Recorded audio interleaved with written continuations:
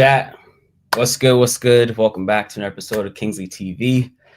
My name is Aaron Kingsley Brown.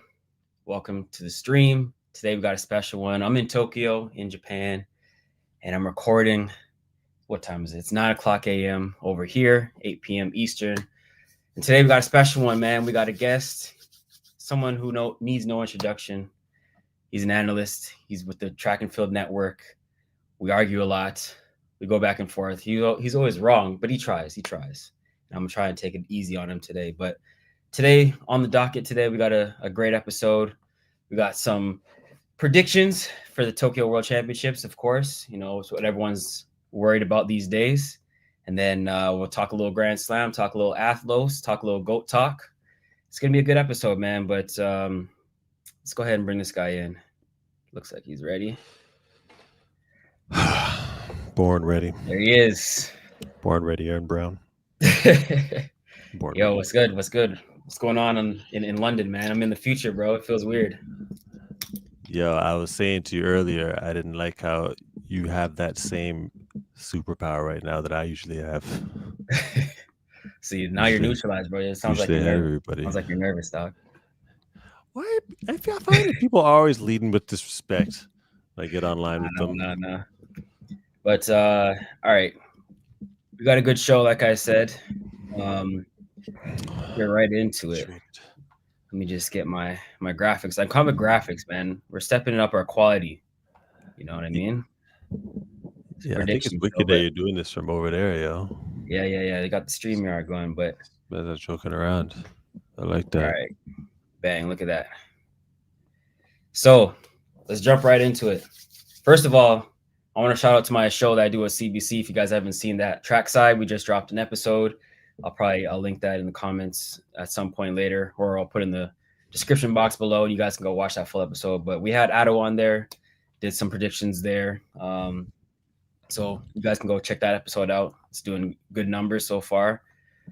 But between me and Anson, we've been going back and forth for years about this. First up, women's 400 meters. Let's just get right into it. You're not wasting any time, are you? Not wasting any time, bro. So in the women's 4, of course, we got Paulino, the defending Olympic champion, ladies and gentlemen, versus Sydney, the wonder child, greatest 400-meter hurdler of all time. Anson has her winning handily, I assume still, unless that's changed before. And then we got Nasser. Can't sleep on her either.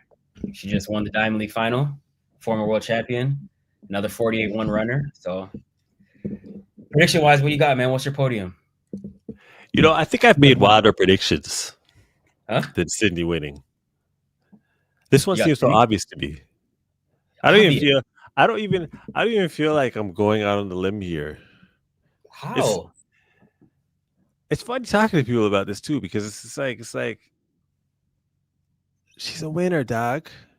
I think but we haven't seen it. It's a new event. But I think when people get to a certain level, they're only doing it if they're gonna win. Matter of fact, if they're gonna dominate. It's okay. I don't even expect it to be that close. I expect it to be like one of those situations where it's like, dang, everyone after the fact will be like, I told you. I don't know if you're gonna do that. No, I'll give her flowers, of course, and I'm not. I honestly think you're being disrespectful. Okay. I think you're being disrespectful to a legacy. Okay. Hold on. Let me just qualify this for people who don't know. So we've had a history of going back and forth of who's the best. I've said Marlene Paulino is going to win because she went 48-1. And then when Sydney came in on the scene, she tried to hop into the Diamond League final, not running any of the 4s. You know, it's Sydney. Okay, you want the best to be there. But I just felt like it was disrespectful to the defending Olympic champion who just ran 48-1. It'd be different if Sydney's PR was like 47 on a one-off and we're like, oh, yeah, she would damage her. But, like, her PR is 48-70. She hasn't even broke the American record yet. And we're acting like we're just going to hand her the gold. So that's why I was defending Paulino, because I'm like, yo, this girl's been putting in the work in the actual event. When they went head-to-head in Paris, she ran her down and beat her. But then we say, oh, yeah, well, she's not focused on the 4, so it would be different. But it's like, yo, let me see it first. So how am I being disrespectful? I feel like everyone else who's picking Sydney's being disrespectful because they're just tossing over Paulino like she's like a scrub. I watched the Diamond League final this year. Yeah. Watched local Swiss athletes take lane 1. Okay. With no remorse. Okay. What does that mean? So we Why throw the out? Sydney to get into the Diamond League final when she actually deserves the lane, when she actually could have won. I mean, she actually is going to put butts in the stands. Okay, so is it a rule to put a local in lane 1, or is it just something that's courteous? It's a rule. It's not a rule. It's in the rule book. I've looked at it before. I need to see that rule. It's a rule that they have the right to put a local athlete in there. Okay, they have the right. Yeah, it's not a rule. Just like they have the right for a wild something card, you have to do. Noah got to hop in the 2. Right. So put Sydney in the Diamond League final. No, because Noah was the defending champion in the event, so you can get a wild card. Sydney was not. At that time, Sydney was ranked number 2 in the world. I think maybe in the 4. No. Number two, time wise, number 3. Number 3 in the world. Okay, but she didn't run any Diamond League. That's the rules. Yeah, but she was a world record holder in the 4 hurdles. She's the biggest name in the sport. Event, if you're gonna pick certain reasons as to why someone should be allowed, it's way more of a reason than I'm from Switzerland. The rules are the rules. The rules are the rules. It's not a rule, man. Anyway, we're getting sidetracked. Let's go back to the prediction. What okay, back to the prediction. Yeah, they're gonna get blown out. Just back to the prediction. They're gonna get blown out. Okay, yes. By how much? Like, be specific. What do you think she's gonna run? I think she's gonna run 47. 47 what?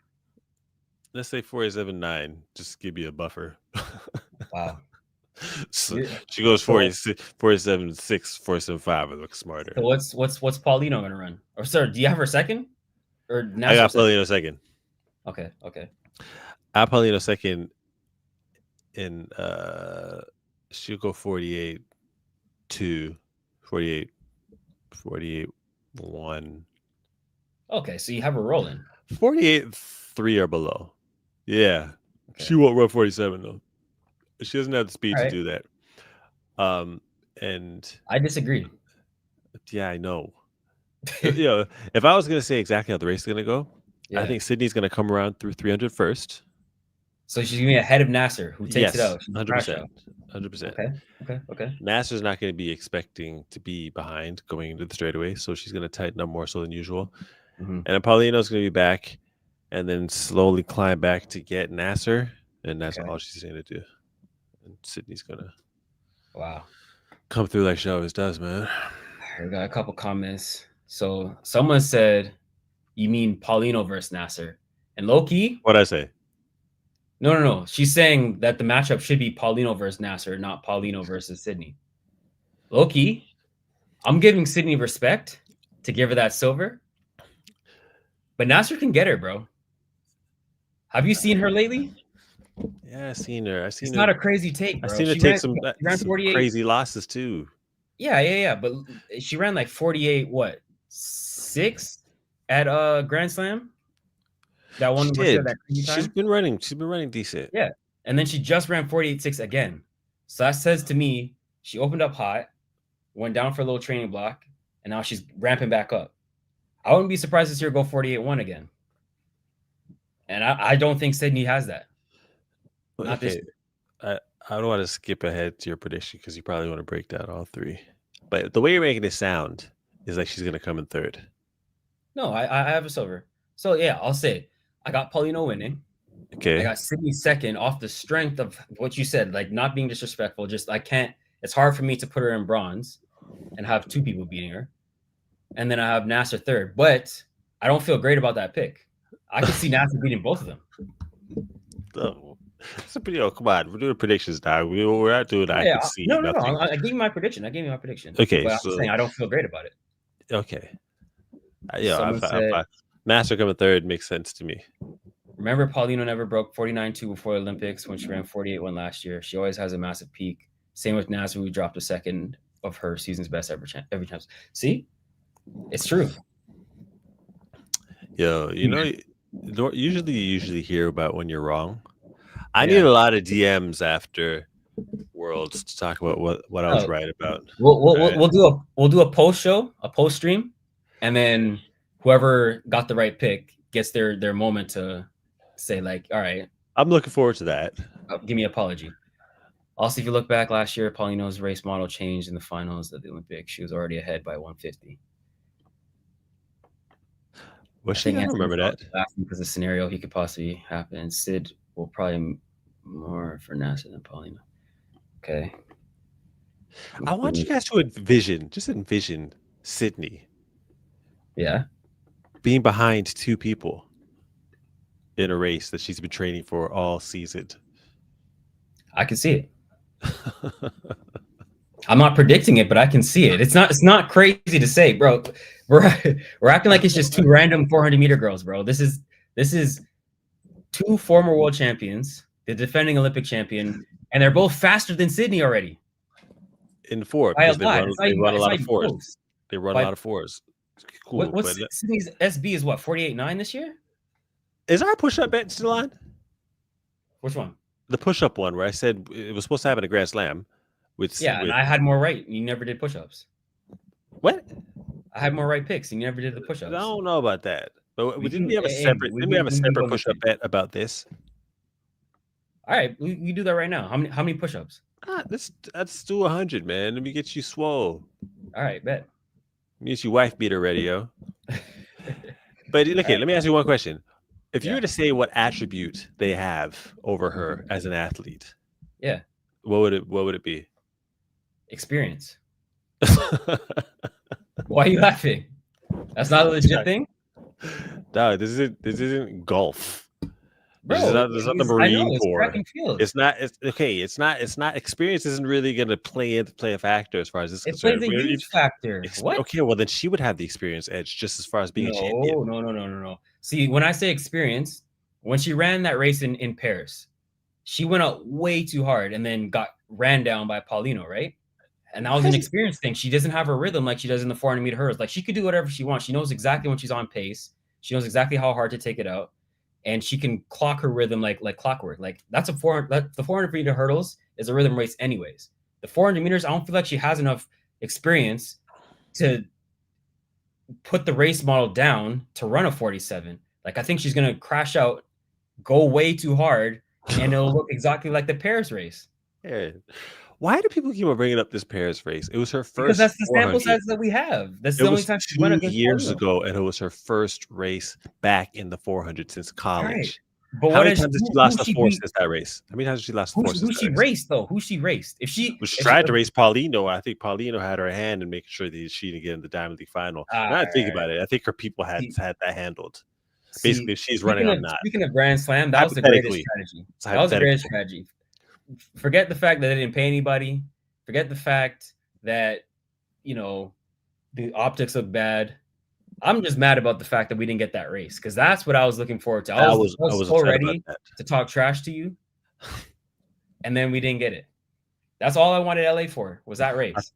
I think it was another mass conspiracy to make sure that Paulino didn't race Sydney. I think it was her people. Again. She says Paulina's got more strength in the final 100. I agree with that. She had more strength in that first race, and that's it. What do you mean? Her signature is how she runs people down. I don't think she has more strength. Like a bat out of hell. I don't think she has more strength. Sydney. I don't think she has more strength. Championship Sydney too. So you're saying you've seen Sydney come in as championship Sydney and still break a world record that she might probably broke at USA's. So she always comes in better shape. And you think that an entire season dedicated to the 400, she's going to come into the championships around where she usually is? No. I just don't think she's going to go 47. So she's going to drop a couple tenths? I think she'll probably go like 48. She'll go like 48-1, probably. I'll give her that. So what the heck is Paulino going to run? 48-0. Aaron, come on, guys. Brother, it's a 10th PR. It's a 10th off for PR.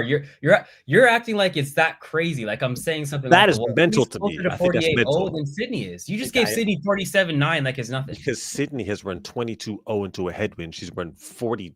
She's run 50.0 in the 4 hurdles, and opening her first season back in the 4, she ran 48 mid. So yeah, I think that she has some potential to run really fast. We know that it's not a direct correlation with the 400 hurdles to the 400 because we saw Karsten Warholm go 45 over hurdles, and he's only run what 44 mid. Are you gonna base? We also saw Femke Bol do the same thing. She ran 50 point over the hurdles. She went 49.2 indoors, but she didn't go 48 outdoors. So it's not a direct correlation. She didn't run that many fours outdoors, but she went from what she was running in the 4 hurdles and broke the world record indoors. So let's not do. You shouldn't even brought Femke up because obviously it's showing strength for what she did in the 4 hurdles when she went indoors and broke the world record, dog. Okay, check this out. We gave the same thing to Michael Norman when he went 986. Everyone said, "Oh, if he just focuses on it." I never did that. Run. I was never one. Okay, but everybody was saying that though. No, maybe not. 100 is different. 100 is different. Why? Dog. It's the same principles though. It's just because you focus on it doesn't mean you're automatically going to get better at it. No, it's like the same thing with Tyreek Hill. He ran a very impressive 10-1, but people are saying, "Oh, if he focus on it full time, he's automatically going to be this and that, like 9-8, whatever." No, it doesn't work like that. Like, yeah, he'll get faster. But just because you dedicate all your time to it doesn't mean you automatically are going to drop all this time. 100% agree that was foolishness, right? Sydney, however, is a winner. Michael Norman is an exceptional athlete. Sydney is a winner. She breaks world records repeatedly, and she's proven to excel at whatever she focuses on. She's done it numerous occasions. Okay. So for me to think she's going to do it again in the 400, which is a little bit more up her alley than even the 200. Which she showed prowess in. That's not far fetched. Some people just know how to win, dog. All right, let me ask you this. Let me ask you this. Does it not concern you at all that she hasn't broken the American record yet? Did you not expect her to at least by now have broken the record? No. She's tried how many times? How many years? I think records get broken at the latter part of the season. And I think that she would have tried so many times. No, she hasn't tried so many times. She has tried so many times. Every time I see her on the 4, they're like, "Oh, the American record." And they bring up Sonya. Like she's tried like I want to say 4 times, and she hasn't broken it. And this is the year she's been focused on the 4. She even ran 4s at the Grand Slam. So when she ran at USA's, I was expecting her to break it. She didn't get it done. She ran actually slower than what she's run in the one-offs. She ran 48.9 against no disrespect to the rest of the American. Lesser competition. It was lesser competition. Yes. So it was. So yeah, I think that played a factor. I think that played a factor. What's been her competition in the 400-meter hurdle? She's been gapping everybody. She's just been her against the clock. She's been beating people. Delilah hasn't been up there. It's just been her. No, I agree, but she's doing it at championship time. Usually, USA is okay. Yeah, USA, she usually runs very, very fast. Cool. Yeah, okay. She peaks at the championships, but you don't remember when she pulled up to that Edwin Moses meet and ran like one of the fastest times ever. It was like the second fastest time ever or whatever. Like she could do that at will in the 400 hurdles. Yeah, I understand that. Yes, but she doesn't have the same prowess in the 4. I understand that she didn't. I understand the expectations of someone that's this dominant. Okay. Yes. So she didn't break a world record when she stepped on the track. Oh no, too bad, Sydney. No. You're horrible. She's not breaking the world record, the American record, which is not that strong in comparison to the rest of the world. That's a fast American record. Now those 2 women have run faster than that. They've run faster than that. Don't exactly. A lot faster. If you go straight off ability, she has way more ability than Sonya Richards-Ross. Yes, but we're not talking about Sonya Richards. You're talking about the American record. The greatest 400-meter women ever. You're talking about the American record. So what I'm saying is, it's a matter of time. Yeah, a matter of time for her to get the American record, but for her to beat 2 women who are a lot faster than the American record, they've consistently ran faster than 48.7. What's their fastest so far this year?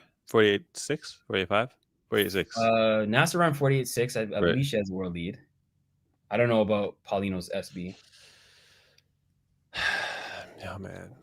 Certain people, man, the clock ain't gonna matter, man. She's just gonna get there. All right. Sid is struggling to break the American record, which is 48.7. Paulino, Nasser, cakewalk those. Struggling. Exactly. Disrespect. Exactly.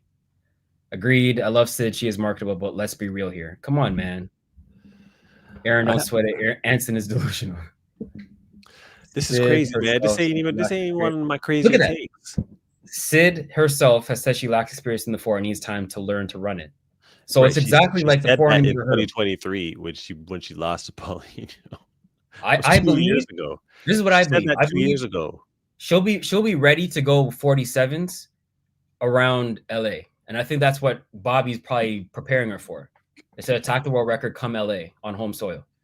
She's not ready for that yet. She's not going 47 yet. She'll be going for the world record in LA. I agree. Yeah, but she's not 47 ready yet, bro. I think you can do it. I do. I just don't think she's ready. 47-2, 47-1, 47-2. What? The world record? Yeah. No, it's 47-6. What? Yeah. I swear. So she ain't gonna break the world record here. I understand that. Yeah. But we're breaking it in LA. You're right. But she'll touch 47 here, yo. Nah. Paulino 48.8. Okay, so Paulino's around 48.8, which is still faster than Sydney. Sydney broke the world record at the USA Champs last year, yet she didn't break the American record this year at USATF. Come on, man. It's facts. So does that mean that this year? So that's why she's not going to be ready. She wants to break the American record this year. Yeah, she wants to break the American record. I gave her the American record. I'll give her that. But the American record isn't enough to damage Nasser and Paulino. It's just not. Sydney is going to break the American record, but it's going to be en route. It's going to be en route to a gold medal. She might even do it in the semis. She might. But I mean, what are you telling me? Like breaking 48.7 in comparison to those two women is not enough. You need more. If you don't hear, you must feel. It's very. Sydney can be fighting for bronze with Megger. Lesson I've learned throughout. Okay, that's disrespectful. That's disrespectful. He's gonna be fighting bronze. That's crazy. All right, we could talk about this forever, but we got our push-up bet. I got Paulino, Sydney, Nasser. You got Sydney, Paulino, Nasser. So 100 push-ups. We'll be back. Let's move on to the next event. Men's 100 meters. Your wheelhouse. What do you think about this one, bro? This one's tough. This one's very tough. And I did a prediction on the Trackside show. By the way, making predictions is hard.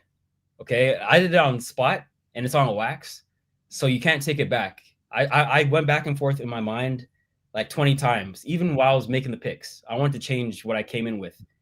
And all the people in the comments, I saw some of the comments that I couldn't read them all because they're all going crazy. They're saying, oh, you disrespect this person.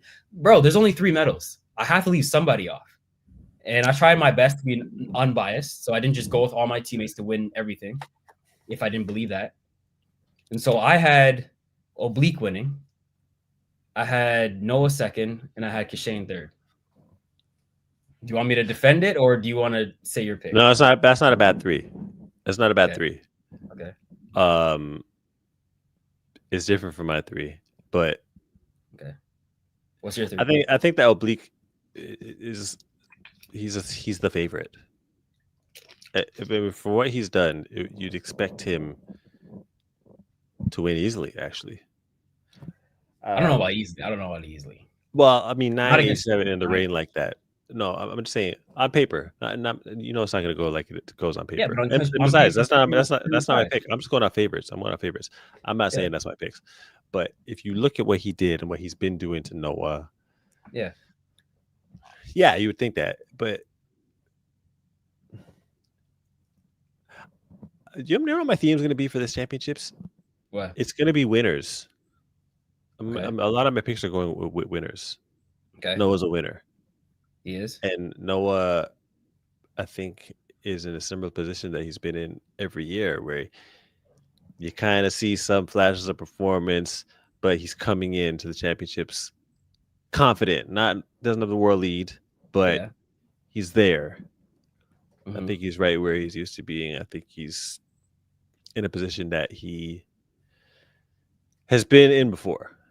Okay. Kishane is coming in, I'd say, in a position that he's been in before, where he's got the fastest time in the world, but he's proven to not do better than he'd already done earlier in the season. It's only one time. We only have one sample size, one season. But he didn't come in. He came in last year as the favorite time-wise.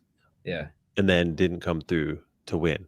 But it's funny, though, because he only lost by 1,000th of a second. Yeah, I know. It's hard to say he didn't come through. Right. So you see, if he comes up with that 1,000th, all of a sudden we're saying, oh, he handles pressure so well. Oh, his finish actually, he finishes races well. But so that's track though.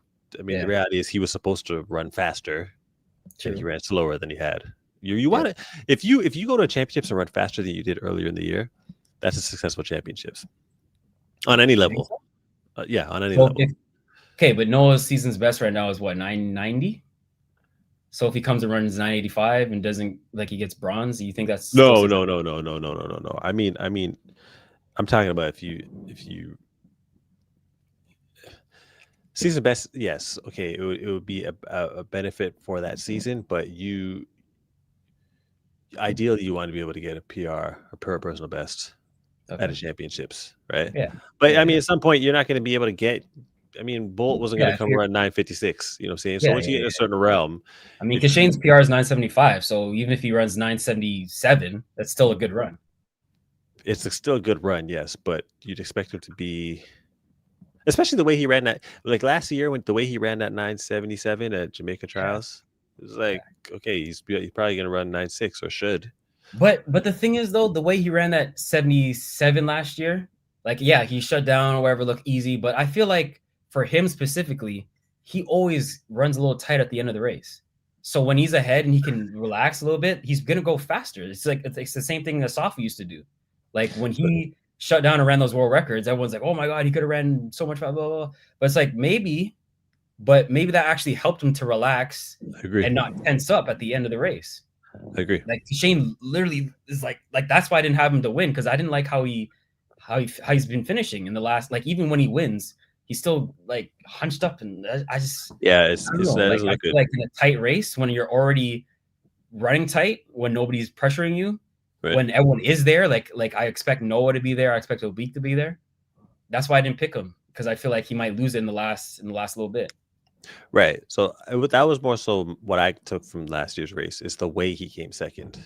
He just didn't look like he did all throughout the other races that didn't have that much pressure. So as far as we know, he will tense up when the pressure's on, as far as we know. Now, this is probably a race he's played over his mind thousands of times since last year, so maybe it'll be totally different this year. But I know Noah's not going to lose composure. And I know that Oblique has been injured a lot and just hasn't had a chance to really give himself a go in a final. So if Oblique's healthy, this is the best shot he's going to have. But I have Noah winning, and I've never chosen Noah to win. I don't know if I'm going to jinx him or something. I have Noah winning. Probably. I have Oblique second, and I have Kishane coming third. But wait, you know what? You know what though? I do think that. And I think a lot of people are guilty of disrespecting Kenny right now. Yo, I so badly wanted to put him third. It's just hard for me to take. How do you put him ahead of those guys? How do you put him ahead of those guys? That's exactly why I didn't do it. And that's my dog. I train with Kenny, and I want to be wrong. That's why I said I didn't feel good about this pick. I want to be wrong. I hope Kenny I hope he beats them all. I hope he wins. But it's hard for me, first of all, to overlook what happened in Poland when he went head to head with them. Like, I know, like, okay, it's the first race after trials, you know, like he probably wasn't as sharp. He'll be a lot more like fresh going into Tokyo. But then Noah he wasn't sharp, like race sharp. He didn't have the reps yet, and he was still able to do that. He looked great closing. And, you know, like you said a lot, closers do well in the championships. So it's hard for me to put him above a guy like Noah. And then with Kashane, like, this guy did run 975, so I can't just be like, okay, he's not going to medal. Because it's not like the one time we've seen Kashane at the championships, he didn't show up. Like, he ran 979. It just wasn't enough. So I can't put him off the podium. And then I have Oblique. I can't ignore this guy running 987 in the rain against Noah and what he did in London. It's like, how do I leave him off the podium? So and a 983 with a cramp. Right. And he just runs it so easily. And like the only reason why you wouldn't put Oblique on the podium or to win is because of his track record. Right.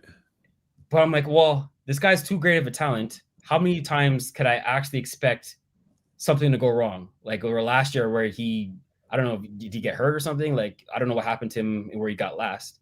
The year before, like 2 years before that, he got fourth. didn't run the same way he did in the semi. So I'm like, I feel like this is the year he puts it all together. He's just been looking like those races against Noah, like he looks different. Like he's more confident. I feel like he's ready to go 9-7. And I feel like 9-7 will get it done.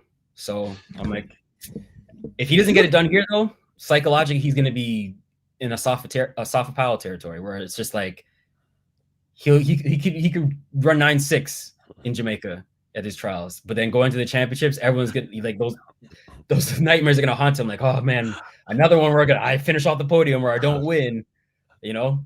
But I just feel like this is his year. So, do you think Akani has a shot at a medal? Of course. And a lot of people recently, because of how he's been looking, have written him off, like completely written him off. Like early in the season, he looked like for sure he could medal. I'm not writing him off though, because I feel like he ran indoors this year and he opened up early. He ran world relays. He ran in China. He was winning, looking like invincible. I feel like he needed a down period to go train to last to get to Tokyo. And that's what he did, where he was running above 10. Like he's consistently always at least 9-9. So when he was running like 10-1s and stuff, I'm like, nah, he's got to be heavy or an injury or something. But the fact that he kept running, I don't think he's injured. I think he's just loaded. But then his last race at Diamond League final, he ran 9-9, 998 or something like that. Yeah, him and Christian ran at the same time, didn't they? Or no, Christian beat him too. I think Christian got like him by 100th of a second. Okay. But that says to me, okay, he's rounding back into shape. And he's the guy that always comes through when you don't expect it. Like he ran 982 last year and finished fourth. That's the fastest fourth place finish of all time. Right. So I'm like, this guy knows how to peak. He's been doing it for years. It's just never been good enough to get an individual medal. I feel like he has a shot, but again, it's the same as Kenny. It's like, who do I put him over? So, I would say like Kenny 4th and a guy like Akani 5th. Okay. Yeah. Okay. Yeah, I think Akani, I was talking very highly of him early in the season. And I think a lot of people have jumped ship based off of how he's been running. But I think he should understand that because it's the game, like we're seeing people rounding into shape, and we're seeing maybe he tapered off a little bit so he can hit the champion or come into the championship sharp. I don't know. I'd like to see him get a medal, but I think those 3 medal picks are very hard to argue. And hard. But the thing is, like how many times have we seen things go strictly according to plan? Exactly. So exactly. One of them may sneak in, but all right. Let's see a couple comments. Yeah, that prediction wasn't that bad for you, Aaron. Good job, man. I don't feel great about it, but yeah,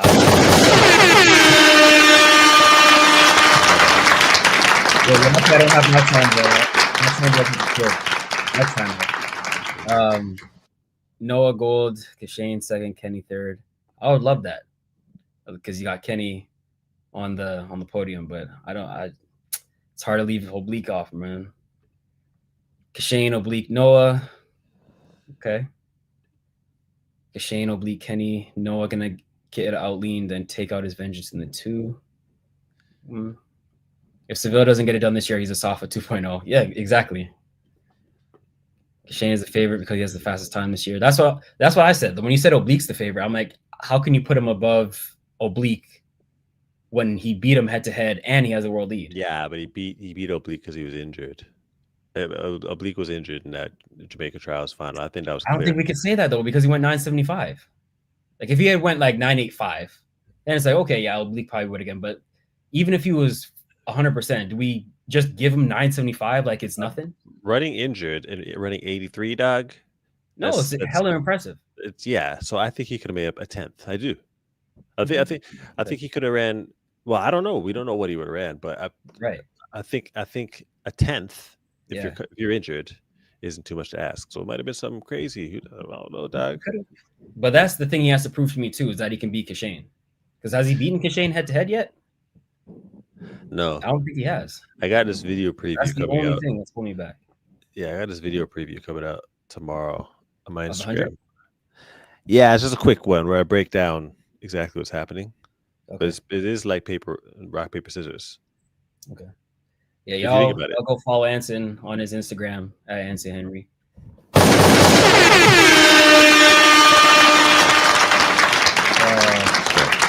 Network as well. Let me run through these comments. Oblique hasn't run under 9.8 and hasn't proven he can run rounds. He hasn't run under 9.8, true, but neither did Noah before he won the Olympic gold last year. So that doesn't really hold me back. Like, I feel like if he puts it together, he clearly shows he has the ability. He ran 9.87 in the rain. Like come on, he can run 9.7. He doesn't seem to have round savvy though, because he puts crazy times through the rounds. He does, but he makes it look so easy. Yeah, so, but your nervous system. He does everything right through the rounds. It's just he doesn't then raise his level in the finals. But it's not like he runs like an idiot through the rounds. Like, he looks so smooth and confident and runs fast times just naturally. Like, it's not like he's a dumbass out there, you know what I mean? So it's hard for me to say he can't run the rounds. I think he can. It's just he hasn't replicated that in the finals. I don't think that's round management. I think he just has to be able to elevate when he gets to the finals, and that's tough. I think him running a lot of twos this year is going to help him through the rounds. Yeah, true. Not Shane though. She needs to run some twos, man. I don't know, man. I don't know. The way he runs, he doesn't have to run 19. But if you can go and do like 20.2 here and there, 20.3, even 20.1, if you can get down there, 20.3 or below, at least he knows how to run that long and find a rhythm. He's too tense in the latter part of the race. I'm saying, like, and I don't know how he can get around that curve. Like, the way he runs, he's so like power driven. I don't know how that would look over a 2, man. Like, he might burn that. He should chill. He don't got to kill it. Yeah. But he just needs to be able to run and maintain for a long period of time, dog. This is something that that's a weakness. As fast as he is, that's a weakness, the latter part of the race. Yeah. But people call him doesn't want to dip. In terms of like mechanics, same coach, like they say he's like the reincarnation of Asafa. Yeah, but Asafa ran 2s, dog. Asafa ran 19, dog. Nah, but he touched 19. Yeah, it was the random race. Yeah. He didn't run the 2. Like, he never went to trials, ran the 2. Like, he didn't take it seriously. He wasn't running on the circuit. No, but he had to see. Dog, if you're able to go 19, that means you're putting in real work, and then you go into a competition and bring that intensity level to that distance. Yeah, that you're doing work, dog. Your body will remember that. You run a couple 2s. You're good. Yeah. So if he went to like a Miramar or something, like a random early, he ran a 2. Like, I can see that. Yeah, do that, dog. Just do it. Someone said he's made every final and choked. This year he needs a medal, gold or silver. It's true. It's true. Only year. So that's like you said. 2023. No. It's about oblique. Oh, oblique. Yeah. Only you could argue is choked is 2023. I understand nuance of history only show results. We have to consider all the factors while making predictions for the future. I'm more worried about him being injured than choking. That's true. Maybe he is injury prone. Who knows? Oblique. Maybe. Yeah. We're talking about 2 different subjects. If Seville doesn't medal this year, he will more likely never will. Next world champion be 27. Cool stat. No winning. This is Seville, Oblique Seville's 5th championship. Include Worlds and World Championships. It's his 5th. And no one has ever won on their 5th or more.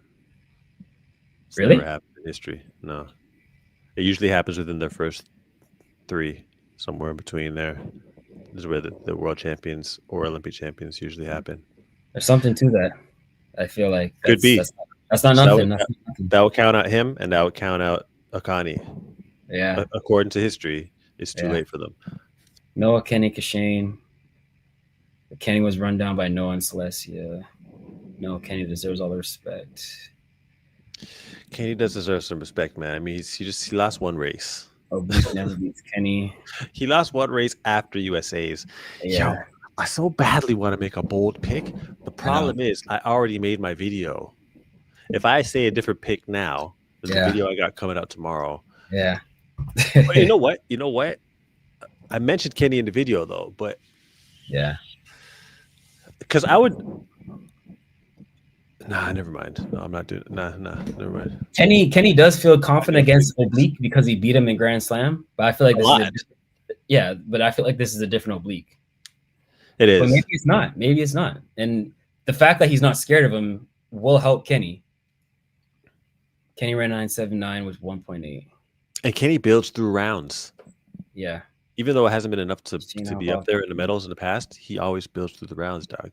And now he's only ran 100 once. That was last year's his first time. You know what? And he ran well in the finals. He went 987, I want to say, and that or 88, and his PR back then was 87. So it's not like he falls. Like Kenny's a performer. I so badly wish. How do I take I put him on the podium? It's just so hard. Yeah. How do I? Because that would be the guy I would leave off is Shane, but I'm like, I can't take him off. I don't trust Oblique to get the job done when it matters. Seville's over 4. Oblique, you know what? Kenny's just got to make believers, man. Yeah. So he understands the game. He shouldn't be upset about the fact that people don't have him as a medalist. Most people don't, but that's what these moments are for, yo. You prove people wrong, and then people look at you different.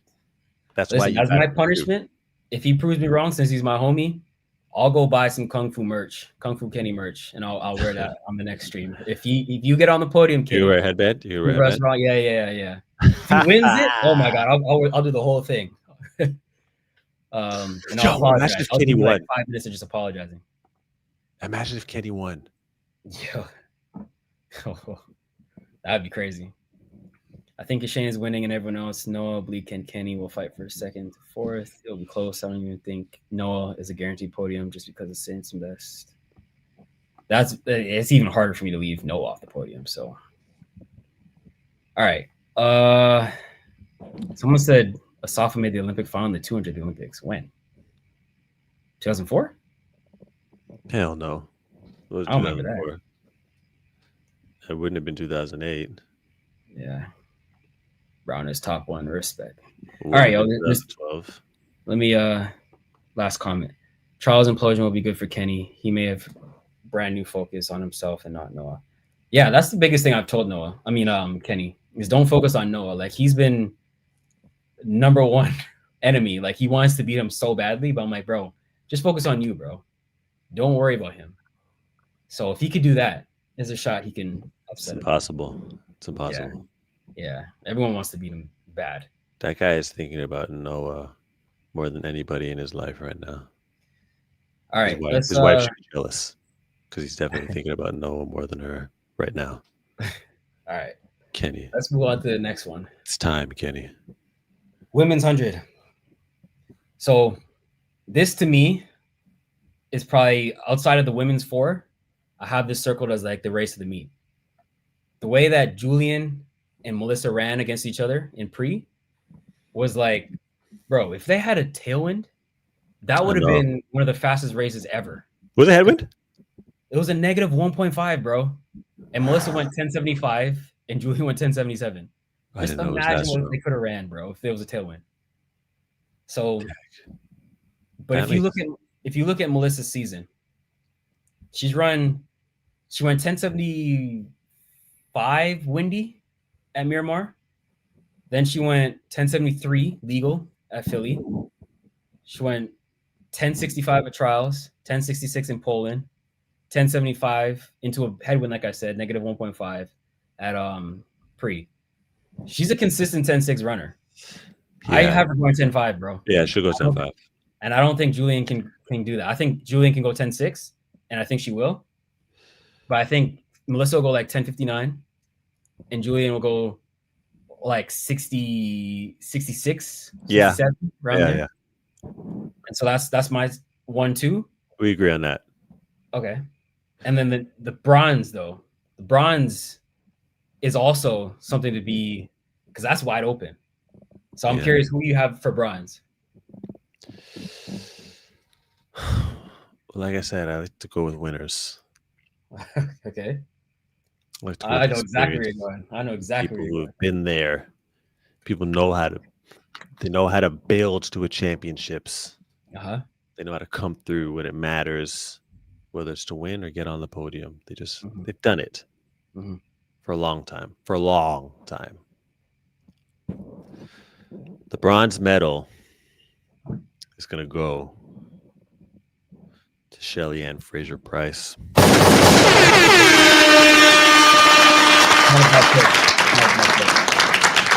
I so badly. That's actually pretty cool. Is that Noah? Yeah, it's Noah. I so badly picked that I put her for third because Shelly is one of my favorite runners ever. Right. Like, and she's the GOAT in the 100 meters. Like, I think she has a case to be considered the greatest 100-meter runner, man or women. On my prediction show, I put Kayla third. You could say it's bias because I train with her. I'd mentioned her, but I tried really hard not to be biased. And I think, as objective as I can be, I had Kayla third because she didn't run at all last year. She has a hunger factor unlike anybody else in the field, like, some contractual stuff. She's been doubted, right? Like, she's in a group with Sha'Carri, Melissa, and Titi, who all made the team last year. They swept it, and she had to sit at home watching that, knowing what she was able to do in the fall. She just got hurt. So I think she wants to prove herself. And when she pulled up to USA, she was on a different time. Like, from jump, she PR'd, ran 10:89 first round, then went 10:84 in the finals to PR again. I feel like everyone's going to be sleeping on her, and that's when it's wide open for her to sneak into that bronze, kind of like how Melissa did last year at the Olympics when she got bronze. Right. Like, I don't think people had Melissa getting on the podium, and then she kind of snuck in there to get that bronze. So I got her getting third, but like you said, I could see Shelly Ann getting that bronze, kind of like how Allyson Felix got that bronze in her last games, where she's just a veteran, just knows how to get it done. I wouldn't be shocked by that. Some people had Talu, which isn't a bad pick. It's not. Some people had Tina. I just don't feel like she has enough experience. I even saw somebody pick Sha'Carri. I think it was Rodney from Justin's podcast. Really? Yeah, I don't see it this year. I would love to pick Sha'Carri. That would throw the biggest wrench in all of this, but I don't see that this year. No, I don't.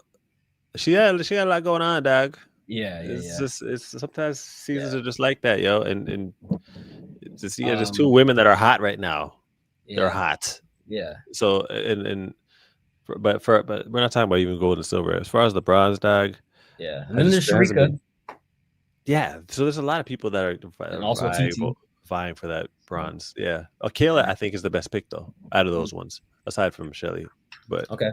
That's who I went with. And I was getting worked in the comments. A lot of people were saying that I don't know anything and I'm being biased, but I'm like, yo, I'm objectively, I believe Kayla. I really do. And there's no disrespect to the Jamaicans. I love Shelly, and Sharika's one of the greatest of all time. I just don't see this, like, the same Sharika this year that I've been seeing in the past. Mm-hmm. I feel like that injury did something to her more than we know. Especially the way that, like, going into Paris last year, like, it was like up until Paris, we're like, yeah, she's fine. She's going to run. And then it's like, okay, we're dropping the 100, but she's still running the 2 and she's ready. Okay, she's not running the 2. She's actually hurt. And it's like, okay, what? And then the way that she's looked this year, she's had a couple good runs. Like, I think she ran like 10:88 and like 22:1.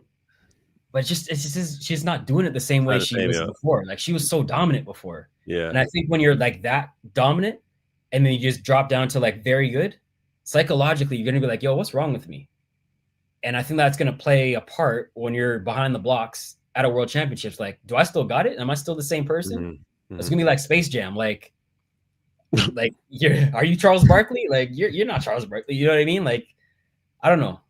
Maybe she'll surprise. Maybe she's been in the lab working on stuff. Like, she pulled out a Lausanne, her and Kashane. Maybe they put in some work and they're going to come on some different time, but I don't know. I still don't see it this year. No, mentally, I think it played a factor. What happened to her last year is similar to what happened to Walaza this year. You get injured at the wrong time, dog. Yeah. You can tell when it looks bad. Yeah. And they try to downplay it, but we saw what we saw. Yeah, dog. Come on, man. We know how it looks. That injury last year that was something serious. Yeah. Henry, you got to do it now so Eric can run Kung Fu. 2004 Olympics, but he did not run it. Wow, I didn't know that. I didn't know that Safa ran the 2 at the Olympics. That's crazy. Talu, Kayla, but she's getting ignored. Season in great form. And another thing with Kayla too is she didn't run the Diamond League final. She didn't run at all after USA's, so she got to like regroup, recalibrate, train. Do you think that's good? Do you think that's a good thing or a bad thing? It can trials. It depends. Track. It depends on the runner. Like for some people, it's a good thing because like they come out of trial. What I would do? What would you want to do? I want to run at least once. Right. Yeah, for sure. I wouldn't just want to go into a Worlds or Olympics cold, but I've done it before where I've been hurt, and after trials I just had to just get healthy and go, and then I ran a season's best there. Like I ran a lot faster, so it can help. You just got to get through that first round, because that first round you be like, yo, am I still fast? Like you're doubting yourself. Mm-hmm. But you know, Kenny only ran one race. He went to Poland and that was it. So he's kind of in the same boat. Yeah. So yeah. I mean, he touched the track though. I think you got to at least touch the track once, at least. Yeah. But what if you touch the track and it doesn't look good? Like Shelly ran once, but she ran 11. Like 11. That was one of the slowest races I've ever seen her run. It was like 11:19 or something like that. Yeah, but Shelly's saving herself for one race, Doug. Yeah, but everyone that's the case, then why don't you just train through? Yeah, she probably did. I think she trained through that. Why even show up then? Like, just race reps, just practicing patterns and doing cues under stress. Okay, I think that's important, Doug. What time wise? What is your podium? What do you think they're gonna run? What you said makes sense. 59.66, and the bronze will be. I think the bronze in the 80s, 80 something. Yeah. Yeah, the 80s. Okay. That makes sense to me. Okay. All right. So let me say 57 just to be different. 57. Even faster. Okay. All right. Big up, Melissa. That's the 100. Oh, I didn't make a. I'm gonna make a graphic real quick. What do you have for the 200 for the women?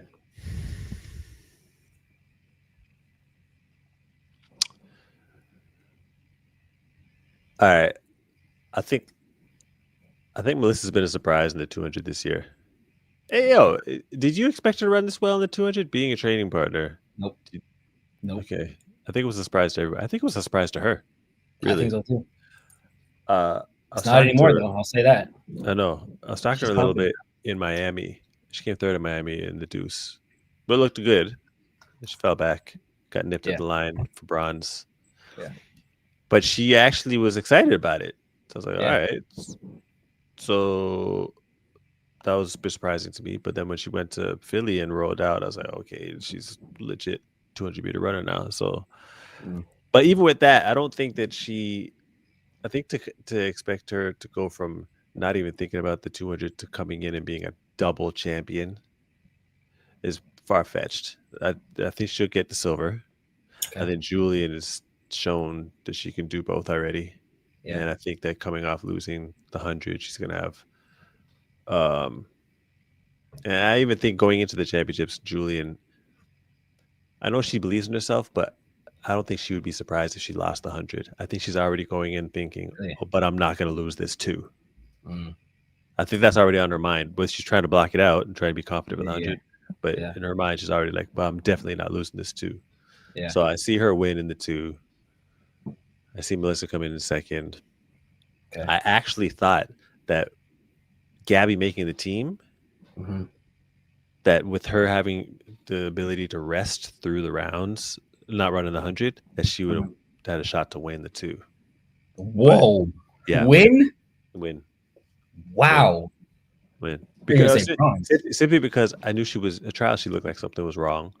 Yeah, some time. But in a situation like that, where it's a champion, and if she had didn't compete and got ready for the championships, I would have seen her coming into the championships with form. And when I saw her win to the 1,000th, I was like, oh, this shit is like it's being scripted. Like if you let her go to the championship, she's going to be ready. But the injury is obviously worse than I thought. And yeah, she didn't do that. But I would have had her winning. But she's not in the picture anymore. So, but I do have the bronze going to Brittany Brown, who just snuck in now after getting the win at the Diamond League final. Yeah. That's crazy. So what's even crazier too is the fact that she won by like 1,000th, or got the third spot by 1,000th, and now both the other two get to go. So it's like they had heartbreak, but then it worked itself out. Yeah, imagine getting that call. Yeah, for Mackenzie Long. Yeah, that'd be wicked, yo. But nah, I have so I agreed with a lot of your points, honestly, and I would have had the same podium, but I changed my mind on air. I was like, this prediction stuff is crazy, but especially when you have like teammates and stuff, and you're trying to, it's tough. You're trying to be objective, but then you want to support your team, and you have inside knowledge because you see them train and stuff. So initially, I had Julian winning just like you did, and then I had Melissa second, and for the same reasons. Like Julian opened up her season, she ran 400s, she ran 4x4, she ran 300, and she was looking good. She had great strength. She ran 21.71 into a slight headwind, so she has the world lead by a lot, faster PR than Melissa, and I think anybody else in the field other than Sharika, now that Gabby's gone. Obviously, she's got flat speed in the flat 100, and then she doubled last year, so she's got the experience of doubling. I think last year, come the two finals, she felt a little fatigue, and now this year, I think she did that base work so that she could be prepared for a double, and so she has that experience of doubling. So all the signs for me were pointing, all right, it makes sense to put Julian first because I had Melissa winning in the 100, and let's do a flip like that. That kind of makes sense. Right. And part of me still wants to do that. Like when I said it on my prediction on trackside, immediately I was like, oh, I should have went with Julian for the win. But then I was like, all right, Melissa has the momentum. She's been on fire all year. She just figured out the two. And sometimes when you figure out, like, make that like breakthrough and you get faster and faster and faster and you see yourself getting faster, that momentum just carries you to like a new territory. Like you just feel like you can do anything. When you have that confidence, you can ride that. And then also I'm like, all right, I see how fast she's running in the 100. She's easily running 10.6s, 10.7s like it's nothing. Like even through the rounds at USA's, like if she was running 10.8 shutting down, like it was nothing. I was like, yo, she's just in a different form. She's got the confidence. She's still slept on by some people. She doesn't get the same fanfare as a Sha'Carri would, and she's in the same group as her. So it's not like she's like resting on the laurels. Like she's like, no, I got to keep proving myself, and that's always good. And then I'm like, yo, I have her running 10.5 in Tokyo. So if she can run 10.5, why can't she go 21.6 in the 2, especially at Tokyo on that track? And I'm like, I think 21.6 can get it done. I think she can win. So then I changed on air. I'm like, no, I'm going with Melissa. You're just riding that wave. Like I have a lot of logical reasons to pick Julian. And sometimes I'm like, nah, I should have gone Julian. But no, I'm doubling down. I'm going Melissa. I think she's going to be double champ, bro. I really do. Yeah, I'd love to see that, yo. So I got Melissa and then Julian. I think that one's going to be very close. So if Melissa goes like 66, I think Julian will be like 68. Like it'll be like at the line. And then for third, I got Brittany Brown as well. And a lot of the comments were killing me. They're really? Saying, oh, they're like, oh, you're sleeping on Sharika. We have a lot of Jamaican fans on trackside. So they're like, why, what about Sharika, blah, blah, blah. And again, like logically, Sharika's way more experienced than anybody. She's probably the second best 200-meter runner, arguably even the GOAT. I don't know. I'd have to break that down and look at the numbers and the accuracy. Yeah, that actually would be interesting to research as far as on average if she was better. She has a case. Flojo. Yeah, she's ran multiple 21.4s, multiple championships. The only thing is the Olympics, though. The Olympics hurt her. She doesn't have a medal because in Tokyo she fucked around. Crazy. That's so crazy that she didn't even make the final in Tokyo, dog. Oh my god, that's crazy.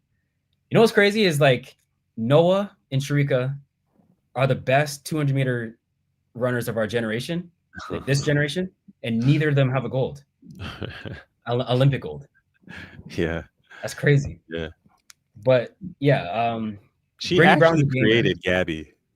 Her not running basically created figure of Gabby, because if she, we know, I don't think there's anybody out of 100 people. Maybe one person might say that Gabby would have still won if Sharika was in that race, and that person is like a relative. There's no one that would ever say that. So with her not running, you got this Olympic champion now, and since then, Gabby's just been on a tear, yo. And it's not that Gabby's a good athlete, but I'm just saying, man, that's track, man. You create someone's destiny. Yeah. But yeah, I got Brittany, bro, because okay, that's good. That's a good. Like she walked in last year to ATHLOS, knocked off Gabby at the end. I know it was at the end of the year, but still, there's a lot of money on the line. And Gabby was the face and thought like it was sweet. She got the bronze at the Olympics. She got silver in Doha, I think. And yet she still kind of slept on. She's back-to-back Diamond League champion. I just feel like she like kind of comes through in the clutch when she's not expected. So I got her for that bronze.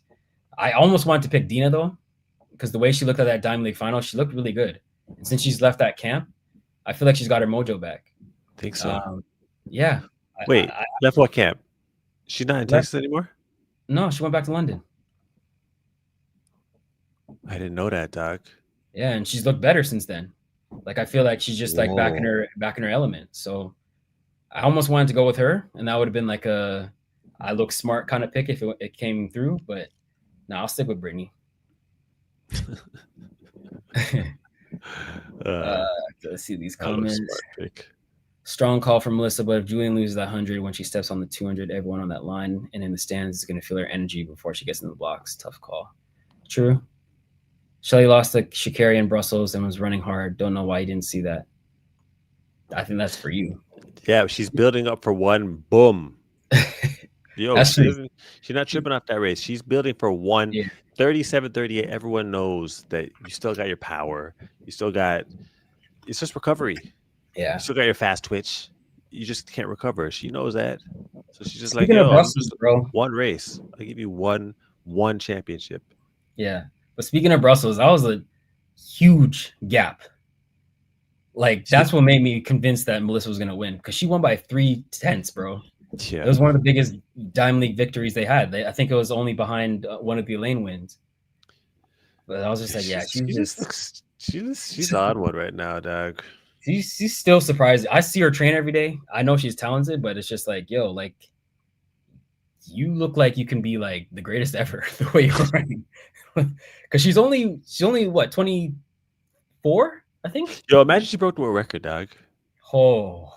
Yo, at Tokyo, it's gonna be fast. Obviously, it is. It's hot. Yeah, don't let them get a tailwind, bro. In Tokyo, get a tailwind. That's another thing. What she ran, I didn't know the headwind was so strong in at pre. Yes. She's got a light frame, dog. It's not like there's certain people that are gonna run decent or run better through the wind than others. She's not one of them, dog. Yeah, and Julian's a power runner. Exactly. And she kind of pulled. She actually pulled away from her a little bit. It wasn't much, but in the middle of the race, she made a move on Julian into a headwind. That's mad, dog. Yeah. Shrika will win the 200. That's a bold take. That's a Jamaican. Naturally, Mara. Just one more comment afterwards. Just let us know if you're from Jamaica. Yeah. But I need to know. Where are you from? I think I know already. Didn't Sharika beat Brown in her last race? I think did she? She might have. Because Sharika wasn't at the Diamond League final, so maybe at one of those like random races. But to me, that doesn't matter. Yeah, she was. Apparently, she was coming off a really bad illness earlier in the year. I can't remember, but she was. Someone said she's coming off serious surgery. Yeah, the whole season's been recovery. Now she seems recovered. Yeah, to me that doesn't matter. Jamaican Canadian, she said. Yeah, I figured. Big you up though. All right, let's run through these ones real quick. First off, we'll do the men's hurdles. 110. I think for me, and we're talking about that. Oh, well.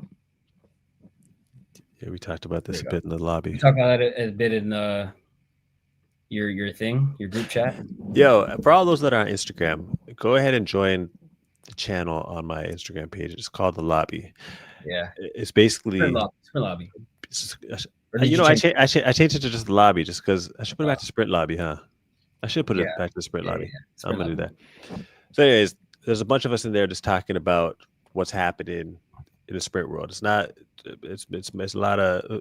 There's a lot of sprinters that are still currently running. A lot of sprinters that are actually in Tokyo right now. Aaron's there. Yeah. Trayvon Rommel. He's over there. Kyrie. Fred's not over there, but Fred Curley's in there. Kyrie King's in there. Nathaniel Mitchell Blake's in there. Yeah. Freddie Crittenden is in there. And it's just a bunch of chatter about what's going on during meets. We kind of toned down a little bit because people started to get busy, but during Worlds, that chat's going to be jumping, yo. Yeah. So make sure y'all are up in there.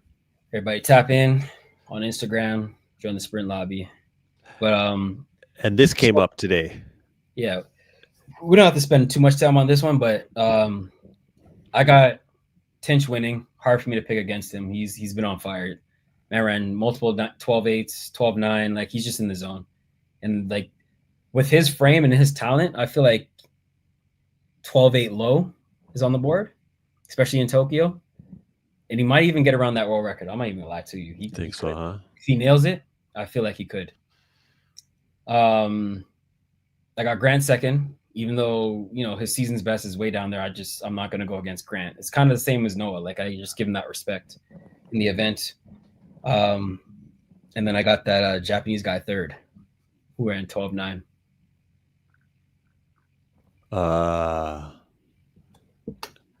You know, I was talking. I did a little prediction segment with Alan Johnson.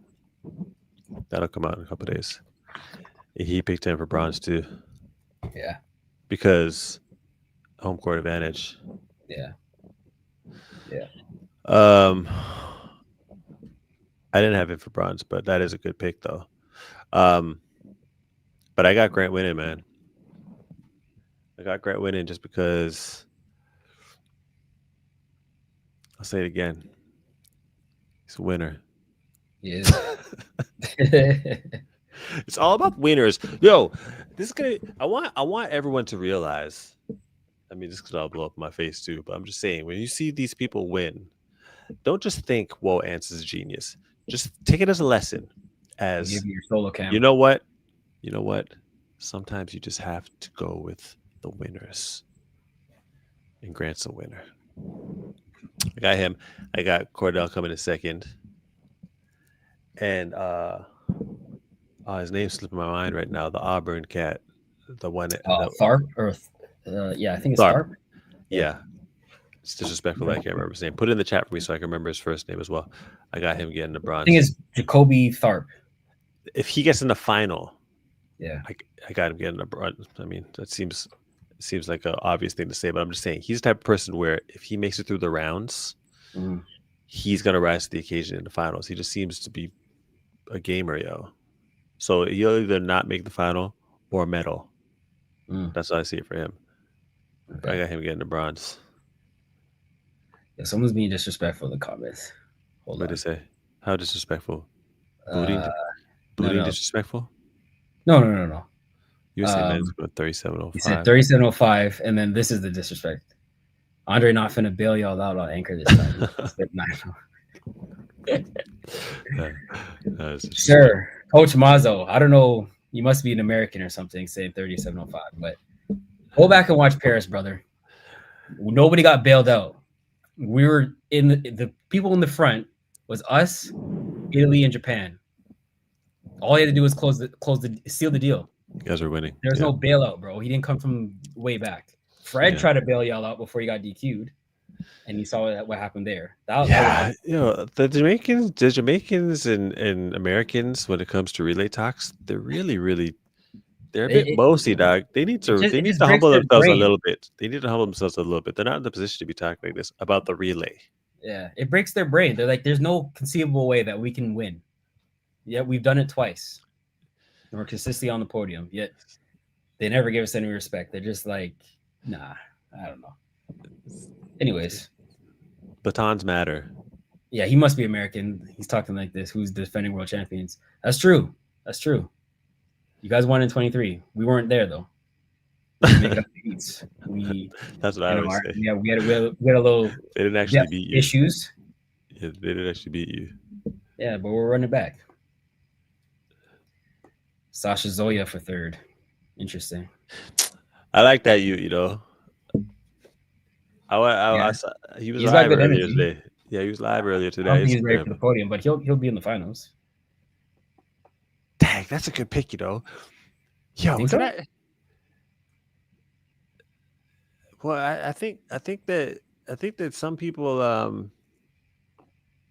I don't know. When I see people win races, I know they can perform, and I haven't seen. I picked Tharp, but I saw him win NCs. But as far as on the circuit, he's still kind of wet behind the ears. That bronze medal is another medal that's kind of up for grabs. Yeah. Nah, I won't do it. Will I do it? No, I won't do it. I won't do it. I'm good with my pick. This is Seasons reminiscent. I think he means Gatlin season 2015. 2015. Not 13. Yeah. And okay. That's true. But they're saying it like she's not gonna win. Yeah, like don't automatically give her the win. I mean, she's on fire though. It's true though, because Gat didn't look like he could lose, but that's Bolt. That's Bolt. I think Bolt won on Legacy, where Justin gave that race away, dog.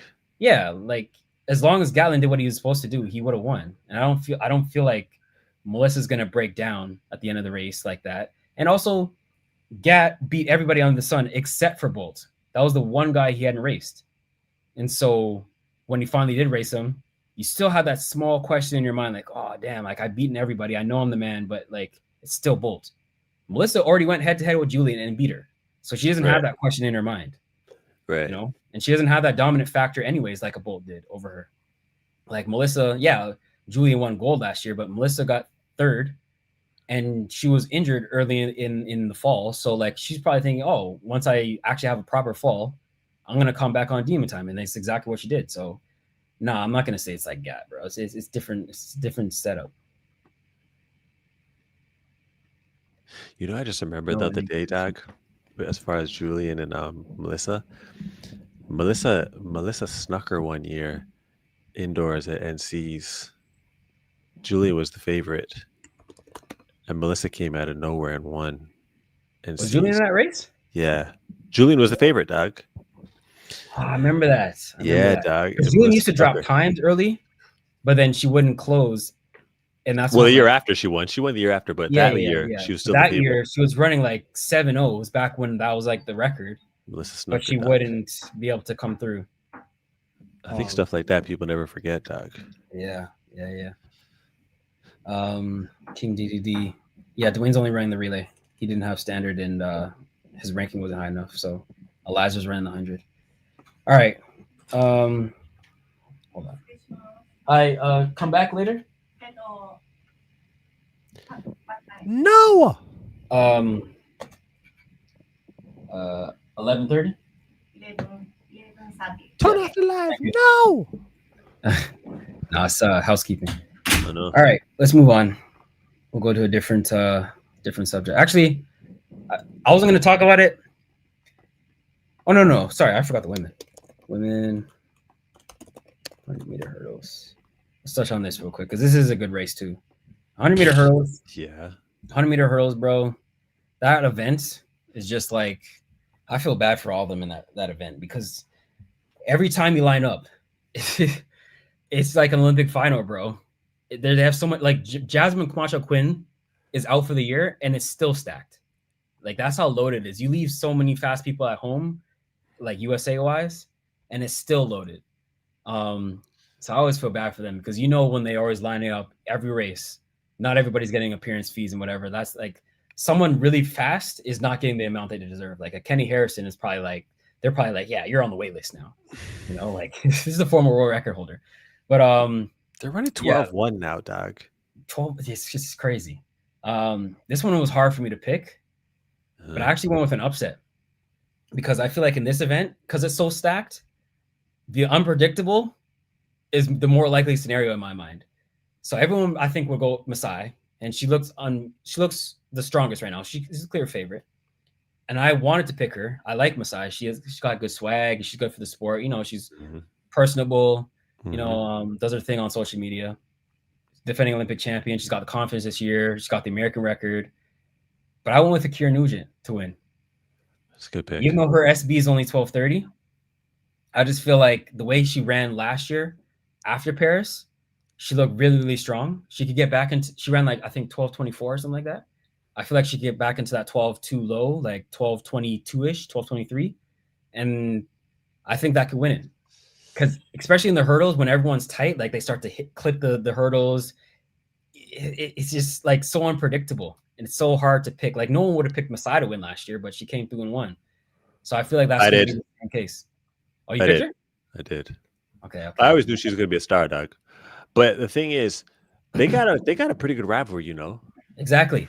And that's the other part too. It goes back to college. She's had her number. I think she sneaks in and gets her again. Akira has her number. Yeah. But I don't even have. You know what? You know how I say I always go with winners. This is one situation where I wouldn't. Wait, were you done with your prediction picks? Well, that's my gold. I got Masai second, good. And I think I went with Grace Stark third. Really? Yeah, Grace Stark has looked really impressive this year. She does. She has. I give her bronze. Nasser or Visser has been looking really good. But I wasn't ready to pick her yet for a podium. And then Toby, the world record holder. That race is hard to not pick her, but yeah, I like my podium. I like it. This is a solid podium. Akira Nugent's been winning a lot this year. Not every race, but she won a lot. Her fair share. Yeah. Did you watch Celestia? No, I saw the times. I didn't see the race. That's where thing went 12:19, right? Masai? Right. Yeah, and my teammate went 12:24. Tania, who's at That's home, right. But yeah, that race was crazy. Imagine that. But yeah, in the heats, Visser broke the meet record. I think she ran 12:21 or something like that. Something fast. 21? It was something crazy fast. 12:2 something, right? Okay. In the final, she was actually pulling away from Masai. Okay. And I don't know if she just hit a new speed or something. I don't know if this is something she unlocked. Yeah. Ran up on a hurdle, and then she wasn't able to finish the race. But what I saw in the middle of that race was telling as far as what she could do. Now, Masai ran 12:19. So wait. I don't know what she would have ran. She would have held it though. Even if she was, how far was she ahead? How far into the race? Surging. She was surging, dog. Really? I think it was the 5th or the 6th. She was surging, dog. I need anybody, any of you guys, you too, Aaron, try and watch back that race from Celestia and 100 meter. Actually, hold up. Yeah, run it right now. Yeah, you can run it. I can pull it up. Keep when talking. I saw that, I was, and like I said, my eyes have been on either Masai or Akira for the gold, and I know I always go with winners. Yeah. This is one scenario where I'm going to deviate simply because it's the hurdles. And the hurdles never goes to plan, ever. Exactly. It never goes to plan. So you just got to pick up on signs here and there, and it's a lottery ticket, really. Mm-hmm. It's not as easy to just pick a winner in the hurdles on the women's side. But I'm gonna go with Nadine Visser for the win. Wow. Yeah, I think she's gonna do it, dog. She's been lingering. She's always been around, dog. Yeah. But when I saw this. All right. I would just run it. Let's take a look, yo. There is the Olympic champion, second fastest in history, the US #1, Masai Russell. So far, so good. Got a little spark on that Masai Russell, but coming through also nicely is Tonya Marshall as well. Oh my goodness me, it's going to be Masai Russell who gets it on the line. So good. Second fastest in history, the US #1, Masai Russell. So far, so good. Got a little spark on that. She didn't even start that well. Coming through also nicely is Tonya Marshall as well. Oh my goodness me, it's going to be Masai Russell who gets it on the line. Masai Russell, the Olympic champion, in the end gets it, and 12:19, a meeting record. All right, she's gonna win. Okay, that's far-fetched. Not a bad pick, but not far-fetched. It's far-fetched, but not far-fetched. She found something at that meet. She broke the meet record in the heats. And then the final, she's ready to go, dog. So it's not crazy. It's not crazy. Yeah, but I got to Kira. People might think you're crazy, but I know they will. It's actually it's not bad. It's not bad. Okay, so you have her winning, then who else? Akira coming second. Really? Akira coming second. Oh. Yeah. So you got Masai. No, I got Masai coming second. I got Masai coming second. Okay. I got Masai coming second. I got Akira coming third. Okay. That's what I'll go with. Yeah, that's a good pick. I like it. I can't go with this or winning, but this is the event to pick that type of upset. Like Danielle Williams winning, no one would have ever predicted that in Budapest. Yeah, so that's bad. Things like that happen. So I like you said, like she's surging. That showed you enough. Yeah, I can see her sneaking on the podium potentially, but no, I don't have her winning. That's a good point, Taddy. It's not a bad pick. Some of these comments. Melissa's superpower is how disciplined she is. That's true. She's always been locked in. You never have to worry about her focus. She's very locked in. Her motivation's there because she always feels like she's still slept on. Like I obviously I train with her and I talk to her, and Melissa's my dog. So I know her mentality. And that's part of why I picked her too, because like she's consistent. She doesn't complain. She does the workouts. She just shows up and works. She's not about like the extra stuff. She wants your respect. That's it. She reminds me of Kenny, honestly. And Kenny's super consistent. Like it's hard to pick Kenny not on the podium ever in the two. So yeah, Coach Mazzo, it's about time they're running fast collectively in the 100-meter hurdles. The hurdle's way too short. That's true. When we had a trackside episode and we had Megan Tapper on, and I asked her, what do you think about like raising the hurdle height? Because like it's consistent from high school. I feel like it's too short. That's not fair. The guys have to go. They don't raise it from high school? No, it's the same height all the way through college, through pros. It's the same height, but the guys go up to 42s. And have you ever been over 42s? That's just crazy. No, it's ridiculous. Yeah, that's like women should at least go up one notch. They look like they're sprinting.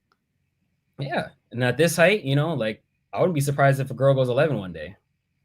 So I was talking to I asked Alan Johnson about that as well, and he was saying that it should stay the same, but he just thinks it's a different race, and he does think they'll go 11 at some point. Yeah, but it doesn't look the same as the men. I don't know if it needs to look the same as the men, but I'm just saying it's some of them women. I think a lot of women would like it to be raised because they want a hurdle. Because then you got a hurdle, But hey, whatever, we get fast times. Who are we to complain? Whatever. Mark Harris, what's up? Shout out to you. We put out the good content. Big you up, Mark. Respect. Nugent not good under pressure. She's an emotional runner. I don't know if we have enough of a sample size to say that. She's come through in the NCAAs multiple times. She's run the Diamond League. She's won Diamond League races. A lot. Yeah, she's won a lot of Grand Slams. The only thing is Paris. And the Paris, like we said, like Paris is a crapshoot, bro. Like anything could happen. And I'm not just gonna say, if you're an emotional runner because you didn't get it done. Like people come through, bro. Like the favorite doesn't come through in this event a lot of the time. So and she had lane 9, I think, in that final. Yeah, it's a lot of factors, and this is a tough race. It's a tough, like it's stacked. So, like, it's the same as Kishane. Like, I'm not gonna say Kishane didn't come through like because he didn't win. Like the one time I've seen him run at the World Champ or the Olympics, man, damn near won. We all thought he won when they crossed the line until it came up on the photo finish. So, I don't know. I'm not gonna say that. Best race we left 4 of the 13 women that ran 12 or below at home. US 12-3 or below. Masai has this. She has to make good on 23 screw up. Masai, Grace, Toby.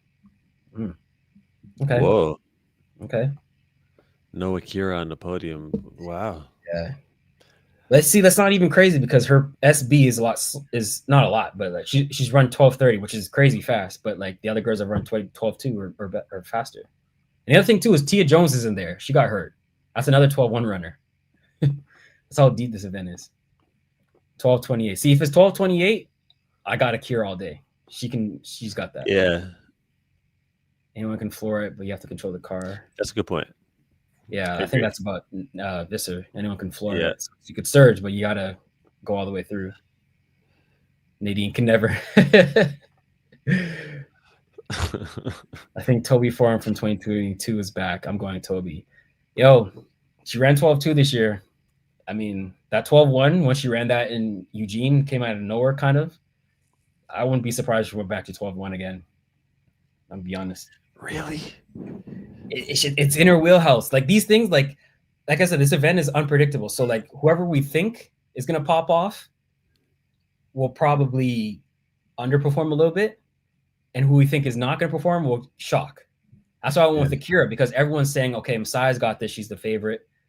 But like Akira's ranked lower. I just feel like she's gonna come through and get that win. Right. But it could be Toby. Who knows? Women stop growing at 16, guys. Boys don't stop until early 20s. Is that true? I don't know. What? But don't they start growing earlier too? I don't know even. Yeah, I don't know. All right. Respect, Nadia. You've made some good points. Yeah. She's coming through some good points. Keep win some, you lose some. Like that. Yeah. We're gonna switch topics now, but before we get there, hold on. Let me drop this. Banners. I'm doing the producing, so allow me. Great job, Aaron Brown. Yeah. I'm coming through. I just want to say, don't forget, smash that like button, subscribe to the channel. Come through with that heat. We're gonna have our post Worlds show as well. We're gonna invite Anson back, see who's right and how many picks that I got right. We're gonna watch them do these push-ups live on the stream. So do 100 push-ups for you guys. But don't forget to like and subscribe if you like this content. We'll keep it coming. All right. So next topic I got, GOAT criteria.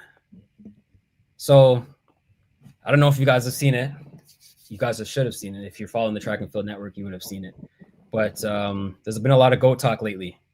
Anson had on Obadele Thompson. Hold on. And they had some GOAT talk. So I want to talk about, well, actually, let's play the clip first, and then we'll get into it. Would not crack. I don't see him exceed it. No. Bolt. 3 Olympic goals, 3 world championships, right?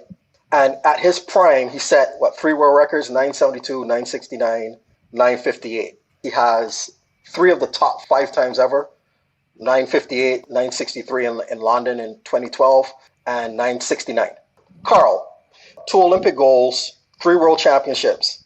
He set 2 world records, which should have been 3 world records, because when it was retroactively, when Ben was banned, Carl in his prime had the top 3 times, including the world record, and multiple world records. Maurice, Olympic gold, Olympic bronze, 2000, 2004, 3 consecutive world championships. The world record, 979, which took down Donovan's world record, the largest jump in a world record in a long time. Not only that, at his prime, he had the 3 fastest times. 979, right, in Athens in 1999, World Championships 1999, running 980, 982 World Championships. You look at Gatlin, 3 Olympic medals, 2 World Championships, 3 World Championship silvers. And then you look at his season, particularly the 2015 season, where he ran 980 or better 5 times, has a total of 7 times under 980 or something like that. To this date, he contributed to the corpus of the fastest runs ever by a human being.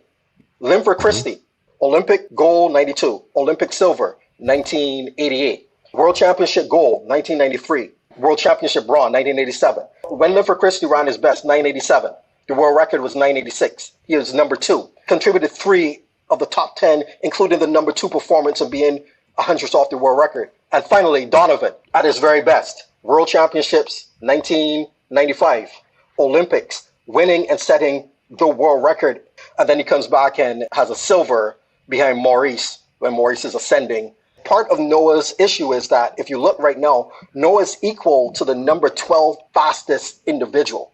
For Noah to do it, he would have to come and maybe crack that top 5. So that means running 974 or better. And then he needs another Olympics, to me, because everyone else that I put in the top 5 have 2 Olympic medals, a world championship. We're at the very best that the world has ever seen to that point.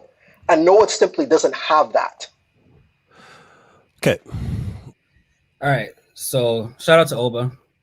Man's very thoughtful, clearly. Yeah, it's a great breakdown. And that did numbers for you. I saw that. But again, it came live first on the Track and Field Network. So go and follow them if you're not there. Come with good stuff. But for me, I want to start with this. What is your criteria for being the GOAT? Well, I think stringing wins together is a big one. Mm-hmm. Now, my big thing about the clip, a lot of people were saying that I was saying that he's in GOAT talks already. The main premise of the video was if he wins this year and gets 3 in a row, that he would creep into the conversation. So if he's able to do that, I think that's a big deal. I put another video out today, actually, where I basically responded to that, right, with a bunch of different questions for him to answer as far as how Noah would be put ahead of a lot of the guys he had on that list based off of some of his accomplishments and the things that would be considered GOAT type discussions. One of them was not winning 3 times in a row, right? A lot of those guys in that clip haven't done that. Winning 3 actual years in a row as well, like through an Olympics, was another thing that none of those guys have done. Coming from another event that you would so focus on, a running event, you had so focus on, and then coming and being the guy in a new event, especially as the 100. None of those guys had ever done that. And then there was another point that I brought up in the video. I can't remember which Oba. He had to acknowledge that those were GOAT type attributes or GOAT discussion type attributes. So the way I look at it is his breakdown was very good, but his breakdown was very numbers based. It was very cut and dry, medals and finishes and times. Yeah. At some point you can't look at that stuff no more because no one's going to run 0 seconds, dog. So at some point you have to look at stuff outside of the clock.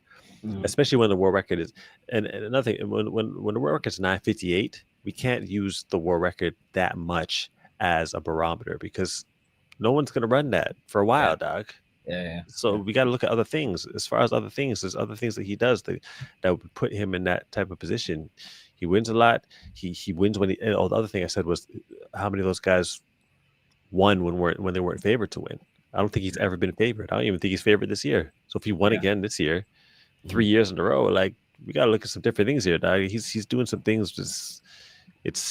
Those are recognizable as far as I'm concerned. As far as being in the discussion, no one's putting him ahead of Bolt at this stage.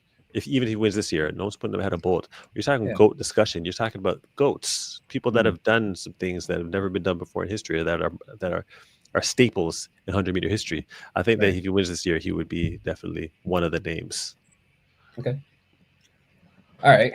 So obviously I've seen the video and like I said, he made some good points, but like, I feel like pretty similar to you where I think it's unfair to say, okay, he's not one of the guys that broke the world record or was like the top fastest times because they pushed the envelope so much in the event that it's like out of the stratosphere. Like Bolt, his numbers, no one's been even close to 9.5. Like the closest we've had is 9.69. And it took a 2.0 for Tyson Gay to get that. It took Johan Blake. He ran into a slight headwind, but he only ran he ran 69. That's still over a 10th off of the world record. Nobody has been even close in this generation. Like the fastest we've got is a 9.7. That makes 9.7 look like it's chopped liver, which kind of ruined the sport a little bit for some people because they're like, well, Bolt ran 9.5. Like, why aren't these guys 9.6s? Why aren't they running like we start disrespecting 9.7s like 9.7 isn't like the old world record, We're still incrementally breaking the world record like they used to. Then you can use that as an argument because then Noah's okay, he ran 979. So if let's say the world record was 972, like Asafa Powell, it's pretty close. Right. You know what I mean? Right. So then that makes more sense. But it's kind of like when Ben Johnson went 979 back in 88 and he just threw it out of the stratosphere. Like imagine if that remained the world record. Now all these legends that you're giving the respect to, they're not close to the fastest time ever because he went 979. He put it out of the stratosphere. Right. It's when the world record reset to what was it, 993 for Carl Lewis? Like look at that big guy's jump. You know what I mean? So it's hard for me to say that. But with that said, I do feel like he does need to be probably top 5 in terms of time, which would put him at 974. And that's fair. It's only 500ths off. Not only, but like, you know what I'm saying? Like, and that's doable. It's doable. And people didn't even say that point there. Well, okay, well, if he runs this time and wins, people are like, no, hell no. No, never. They even acknowledge that. If you're saying that he has no shot, I think you're being disingenuous. You probably just don't like Noah. But if you're being objective about it, and I'm not a Noah fan, okay? I'm a Nike guy. Yeah, I'm a Nike guy. I compete against him, and I'm Canadian. So it's not like some people when I was talking about Noah on trackside, they're like, "Oh, you guys are biased. You just love Noah." I'm like, "No, I don't." Right. No, trust me. When the Kenny Noah thing happened, I was team Kenny all day long. Like, but I respect him. And I compared it to like when I was in high school, I was a LeBron fan. My homie was a Kobe fan, and I was always against Kobe. But I got to respect Kobe for the talent that he was. I can't just be like, oh, Kobe sucks. Like, no, like he's one of the GOATs of all time. And it's the same with Noah. Like objectively, this man went back-to-back 100-meter worlds, Olympic 100-meter title. Like you can't scoff at that. So I just give people the respect. I can be objective. But my criteria, I said sustain greatness.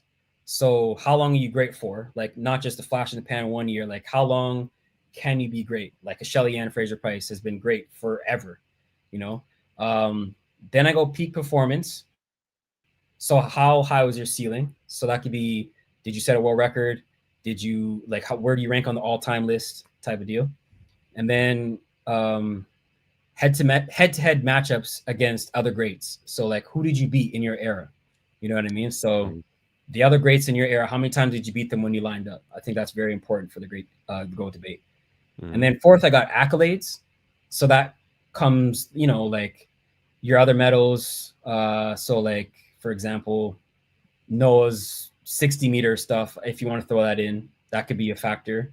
Noah's national titles, Noah's Diamond League trophies, Diamond League wins, stuff like that. You know, like that's kind of fourth. And then for fifth, I got aura/narrative. So it's just like, do you have that aura when you go into races of being one of the players? Like, are they talking about you? Did you leave a lasting legacy where they're like, that guy was a factor in the event? When you're looking at the history of the event, do we have to mention you, or are you just like you're really good, but like we don't really talk about you? Like how we said in 2015 when Bolt won that race, he won that off of aura. Like Gat knew, like, oh, this is Usain Bolt I'm going against. Like this is the guy. He had that aura about him, and all year he's been hurt. Came out of nowhere, snatched that win in 2015. Like that's narrative. It's like, did you overcome the odds? And with Noah, last year, man didn't win a round in Paris. Lost Louis Hinchcliffe first round. Got stared down by Oblique. And he called his shot too. You know, before the Olympics, he said, I'm going to go in and win 4 golds or whatever. I'm going to be the world's fastest man. He was talking his stuff. He did it. Came through and won. Even before that. In Budapest. These are huge things, man. These are really big things. Yo. In Budapest, I didn't have him winning. I didn't even have him on the podium. I didn't have him medaling, dog. Yeah, I didn't have him on the podium. I'm like, there's no way. Like, this guy barely got on the team. He ran like 10 flat to make the team. And then he said, oh, I had COVID, whatever. I'm like, excuses. This guy's not going to get it done in Budapest. But all of a sudden, in the semifinals, this guy starts like I've never seen him start. You know, he's celebrating across the line, going 987. I'm like, oh, this guy's serious. And then he wins in the finals. And then he said the coldest line ever when he won. He was like, they said I wasn't the one. They said it couldn't be done, but I thank God that I am. I'm like, yo, that's bars. You know, he practiced that too. So Yeah, you know, of he course. He was practiced in the that, mirror and saying then that. they got a chance to actually do it. Yeah, dog. it was hard though. It, it was hard, and that's the moment that sticks with no, me. he did his thing, dog. Yeah, you gotta so, like, you gotta rate him, dog. Yeah, you gotta so rate it's him. not just the fact that he's winning. It's the fact that he's got a little bit of aura to it. He had the whole NBA Twitter going against him. All these guys are Americans, but they want to see him lose because of what he said. World champions of what? Olympics, biggest stage, Olympic 100-meter final. Man wins by 1,000th of it. Like the narrative is there, bro. I have to give it to him. He's got a shot to be in the GOAT debate. It's not as far-fetched as people are saying. Yeah. His ability to get his name to flood airwaves to bro. He crosses over, dog. And dog, you could argue that he deals with more pressure than any of those guys on that list have ever dealt with. Right. He puts it on himself. Yeah. But then, it's like Muhammad Ali. Like, he put the pressure on himself with the way he talked. But why do we still talk about Muhammad Ali? Yes, he was a great boxer, but it's the aura, it's the narrative, it's the fact that we have those moments, and I think that factors into the GOAT debate. Whereas some of these other guys, like you said, Linford Christie, like stats wise and accolades wise, Linford has a case, but like if Noah wins again, I would put him ahead of Linford. Going 3 straight, having the narrative, he's already run a faster time. And times are subjective because like you could say like technology and whatever, but it's relative. So that's why I think like stuff like that matters. Like maybe in England he has got more of that narrative and legacy, but like in the history of the event, people don't really mention Linford like that. Right. Like people still talk about Maurice. People still talk about Carl Lewis. So that's my criteria. No, that's good. All that stuff is good. I think. I mean, to back up what you were saying, there's just other factors that come into it aside from just what's on the clock and the hardware. There's a lot of other factors, and he's good with a lot of those, Yeah, but as far as because Obo was saying, can he get in the top 5? And I think that's what the whole debate was. Yeah. What can he do to get there? I think if he wins another title and runs 970,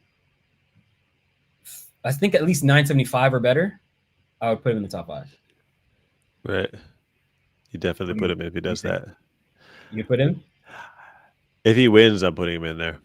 Yeah. Now, if he wins and does that, then the only people I would have ahead of him would be Bolt, Maurice.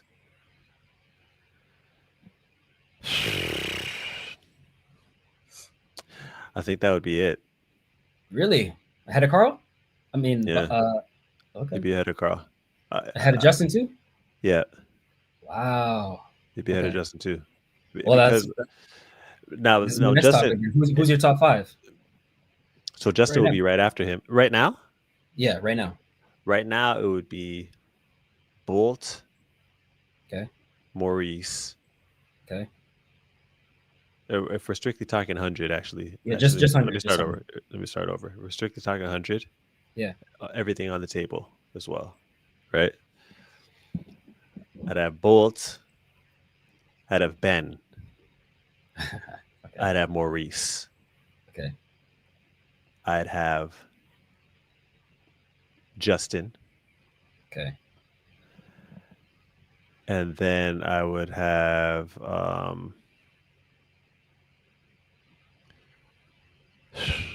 so you don't have Carl in there, huh? No, Carl's a tricky one because Carl had those intangibles that we were talking about with Noah, which I don't want to ignore. Yeah. Like he crossed over, he made a lot of money, everyone knew him. So the 5th spot becomes tricky because of that. Okay. It would be between him and Donovan. The thing Donovan has in his favor, I mean, this is when world records were possible, but there's only 3 people that have had that moment where, or at least in recent history, where you crossed the line at the Olympics as the gold medalist and the world record holder. You break the world record in the Olympic final. He experienced that. Ben experienced that. Usain experienced that. That's so two. Canada got to experience that twice, dog. It's wicked. But I think that's a big moment, and that's a moment that a lot of these guys would have never experienced. So I think I put Donovan at 5 because of that. But the thing is, his career was so short. That's the only thing that works against him. Yeah. Sustained greatness, bro. So but yeah, that'd be my 5. That'd be my 5. Okay. So I had my 5 changes all the time, by the way. All right. So I had Ben in there too. But if you're gonna take him out, if he's disqualified, I'd go Bolt, Maurice, Justin, Carl, and Donovan. It's a good 5. So would you put Noah ahead of a guy like Tyson Gay? Yes. Okay. What about Johan Blake? Yes. Safa Powell? Yeah. Okay. Because I think the winning plays a factor. Johan had Bolt to deal with, which is out of his control, and Tyson too, and Asafa to a certain extent. But I think that to carry the throne for a period of time puts him ahead of those guys. Now, if we're just talking about what happened if they just had a one-off race when they're all in shape, well, actually, I don't know, because winners are gonna get to the line, dog. Yeah. So because of that, I don't know if he would have ran faster if he ran against those guys. We don't know. Yeah, but to me, we don't know. To me, the one-off race doesn't. I mean, it matters more so than other sports, but to me, it's like one-on-one in basketball. Like, oh, LeBron would lose to Kevin Durant one-on-one, but like, right. Yeah, but that's more of a team sport. So this one matters a little bit more, the head-to-head, but I think it's lower on my rankings who would win a one-off, right? Because I want to see what you do against the whole world. That's the whole point. It's important. Races. It's important. Yeah. I kind of veered away from that, actually, because I used to have Asafa in my top 5. And that would be the point that I would argue. Okay, if that had a one-off race, what would happen? Yeah. But in reality, you got to be able to take the championship pedigree into account, and round running and pressure, and when you're up against everybody else, like you that's important. Yeah. And I really like when guys can handle pressure, dog. Yeah. I really like that. And Noah, he just seems unfazed, dog. Yeah. You gotta rate him for that, yo. People who can elevate in the biggest moments, you have to give him extra points for that. And his competitors know he's not rattled. Yeah. I put another video out saying that Noah's kind of like a bully, because he'll beat you and he'll clown you, and he's ready to talk shit with people. No one's gonna talk shit with him track wise. You know what I'm saying? Yeah. And he, I think that's a factor too. He's intimidating on the track. He's intimidating those guys, yo. They feel his presence, yo, and they know he's gonna come through when it matters. So they know that affects their performance, I think, dog. Yeah, it's true. Okay, so I got another video. Hold on. It's crazy to say Noah would crack that top 5, though. I know, right? Because when I thought about it, when he first said it, I was like, I don't know, but then I did some research. I'm like, by my standards, I think if he wins another title, goes 3 in a row, and like I said, runs at least 970. Honestly, I don't even think he needs to run 975. It would just solidify it. It would be like that would solidify almost undoubtable. Yeah. But if he wins another title and goes like 978, I think he still has a good case to be, over a guy like Donovan, and like in the conversation with, I think he'd be number 5. Yeah. I don't think he's got a case over Bolt, Carl, Maurice, or Gat yet, but he'd be in the discussion. But this is a trackside video with Otto. We had him on the show, and we were talking about this exact same thing. World records more, then he's always going to be seen as nope, not ready for GOAT status yet. But here's the thing: if you analyze what Noah has in fact done, I think you could make a very good case for him starting to slot in there with he's ahead of Tyson Gay.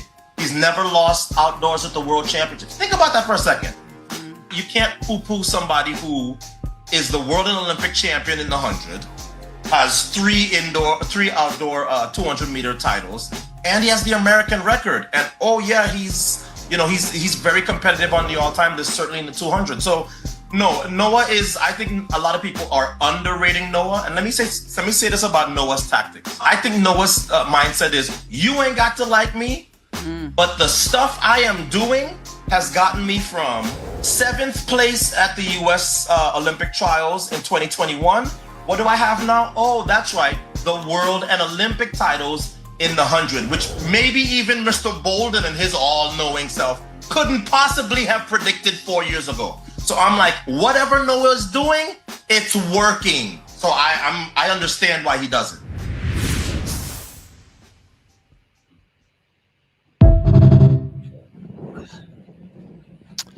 What do you think about that? ATHLOS, he sees it. Yeah.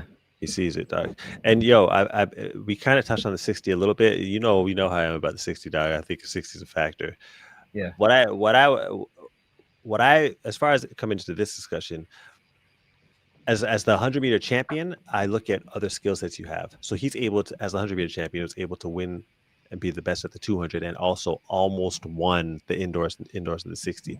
Now, you're going to get specialists in the 60, the quick starters, the guys that get up to top speed really quickly.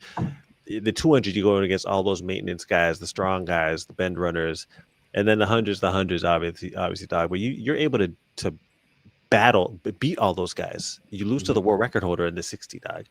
Yeah. This is as far as having that type of skill set, and also being on for the entire year, dog, from the beginning all the way to the end. Yo, this is next level stuff, dog. Most people cannot do that, yo. They don't run the 60 because they can't be ready that early in the season, and a lot of the guys just aren't good 100-meter runners. They're not good around the turn. They don't have any maintenance, so they don't even mess with the 200, dog. You can do all of them. Yo, imagine to be that well-rounded is. That's a undercover attribute. Yeah. That's a huge one, dog. Anyone that's ever ran before would know that more than most. The public wouldn't really understand that, but it's important for people to know to be able to specialize in all three of those events. It's 3 different types of runners, 3 different types of sprinting. He can do all of them, dog.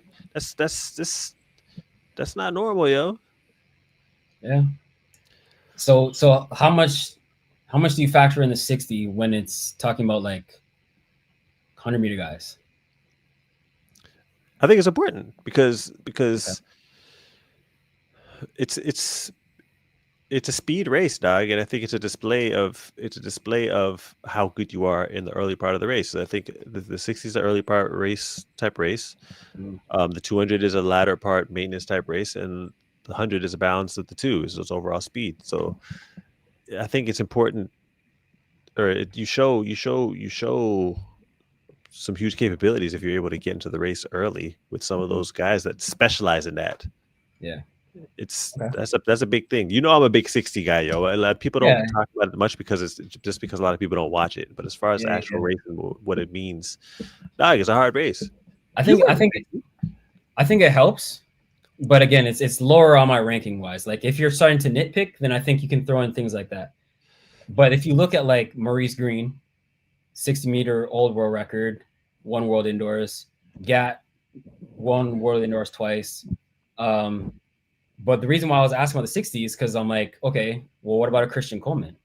Like, if you look back at top 100-meter guys, he's got three titles, I think. 3. You about 2 or 3? About indoors? Yeah. Indoors, he's got. I think he has 3. Yeah. Well, it's at least 2. He's got the world record. And he's got a world outdoor title. He doesn't have the Olympic 100. That's another thing. Just like Sharika Noah, like as great as he was in the 100, he's never even ran at the Olympics in the 100. I know. That's the problem. It's crazy. But when you're talking GOATs, like would you put a Christian in the conversation with like a Donovan or like a Tyson? No, I think that it's unfortunate that he had that hiatus because I think he lost out on stringing some years together. I think he had it. He had it. Yeah. He was confident. He was confident. He was hungry. And he was dominant. Yeah. When he was on. Yeah. I think he just lost his momentum and is trying to find his way back. So that's unfortunate. But as of right now, no, I don't think you can put him in that discussion. And I think he would understand that. And also, if he's run 19, which is also good. 19.8. Yeah. But if you're comparing to Noah's won. And if he won that 60, it was close to winning. But that would have put him, I think it still puts him in a different place than Noah's. He's always battling for a win, no matter the distance. Yeah. Okay. So I want to show this real quick. I asked ChatGPT who they have as the GOAT. Well, let me get rid of this banner. And they had Bolt, Carl, Gat, Maurice, and then did I go up? And then Johan.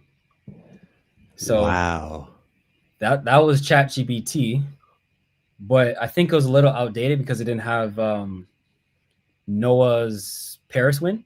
So then they had honorable mention Tyson, Donovan, Christian, and Asafa. Whoa.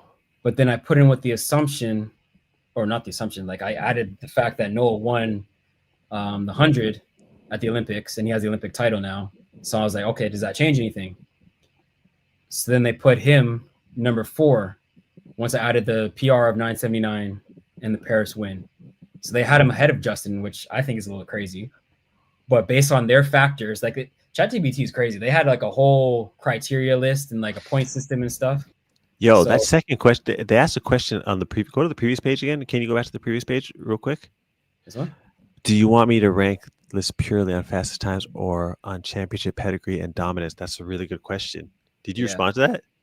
Well, I responded because I saw that Noah's stats wasn't there. So I said, so you put that.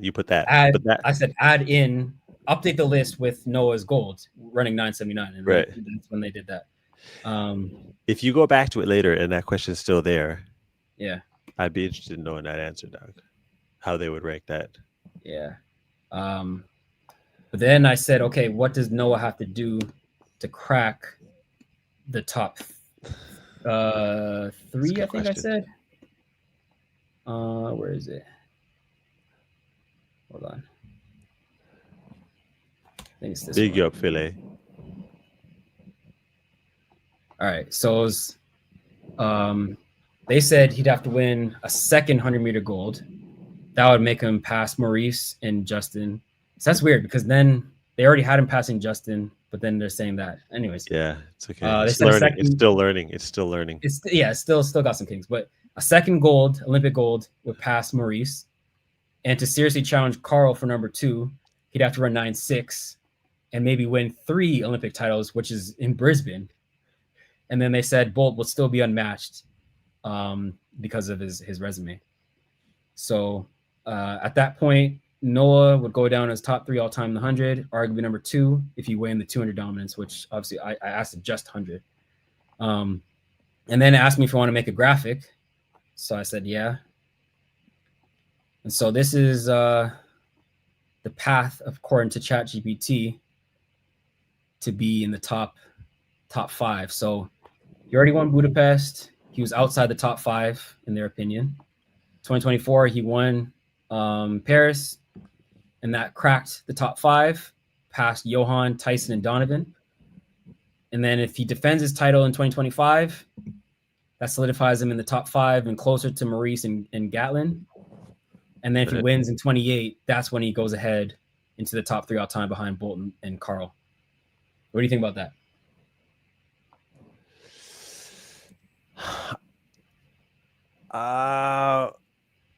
Yeah. I definitely agree up to 2025. Mm-hmm. But in 2028, if he comes back and wins, I have him ahead of Carl, Doug. I mean, I'd have him ahead of Carl if he wins this year. Wow. Yeah. Wait, no, but your list is different. So who's number 2? Yours Maurice. So because I'm acting like Ben still exists. Maybe that's what it is. Okay, what does he have to do to pass Ben and Maurice? Oh man. Okay, then we'd have to. You know what? If he won in LA, dog, he's. I think he would pass them, dog. Okay, assuming he wins this year, if he won, he'd have two Olympic goals. He'd have 2 Olympic goals, and he strung a bunch of world champions together. And then we put all those other factors that we're talking about that are, less objective. Yeah. Then I think he would pass both of them, Doug. I think so too, which is crazy. Yeah, it would only be Bolt. It would only be Bolt. Yeah. Wow. That's mad, because that's only one other. That's only one last championships, and if he wanted to, that could be his Jordan game winner. Yeah, in LA if he too. Wanted to end.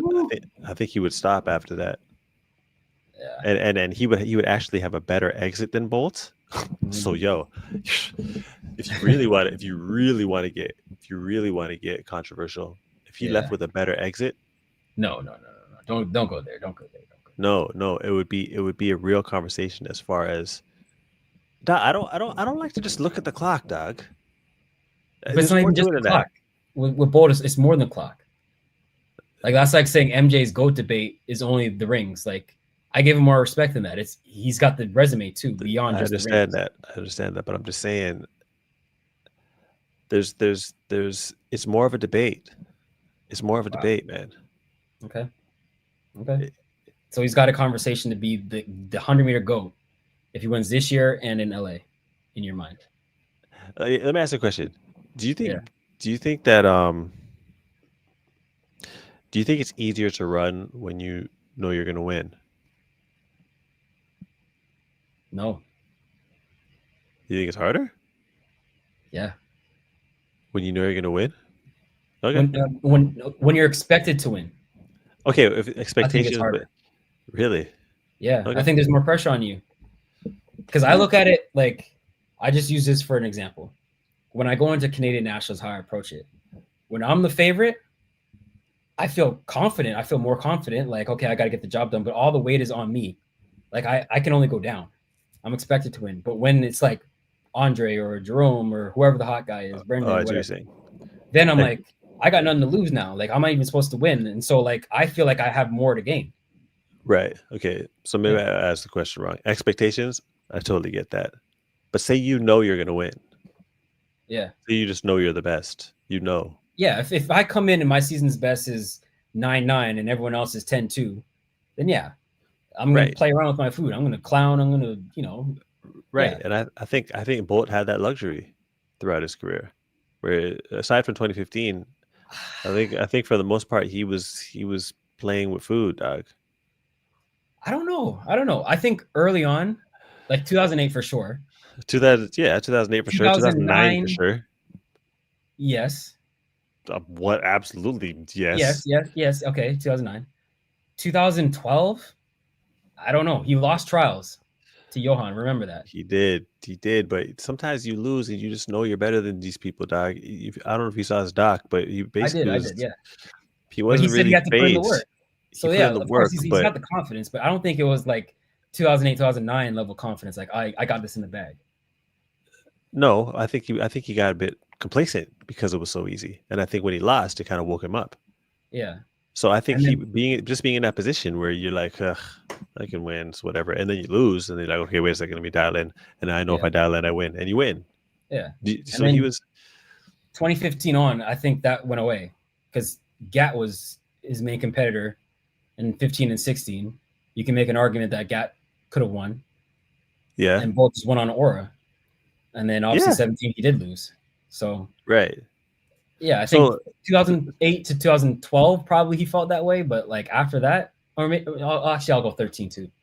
But after that, I think it went away. Like, especially because in 14, Gat went on that dominant run, was undefeated. After that point, I think that went away. But then to Bolt's credit, even in that factor where he's not the runaway favorite, the dominant guy, he still found a way to win. So yeah, I don't think that would put Noah in the conversation, bro. I just think that Bolt to me just seemed to separate himself from time. Now Noah hadn't. It's always been a battle. Mm-hmm. It's always been he's been able to win when he wasn't necessarily supposed to win type of situation. He's a lot of his constituents have faster PRs than him right now as we speak. Yeah. A lot of the guys but he still can win. So I think it's just different to win under circumstances like that as opposed to, well, you're just better than everybody. Yeah. But at some point that could also hurt you too. Like when you're always the underdog, even if you're always coming through and winning, like when you're talking the greatest ever, why are you never considered the best? Why are you always the underdog? You know what I'm saying? Like you also have to have a dominance factor too. Right. Okay. Yeah, I agree.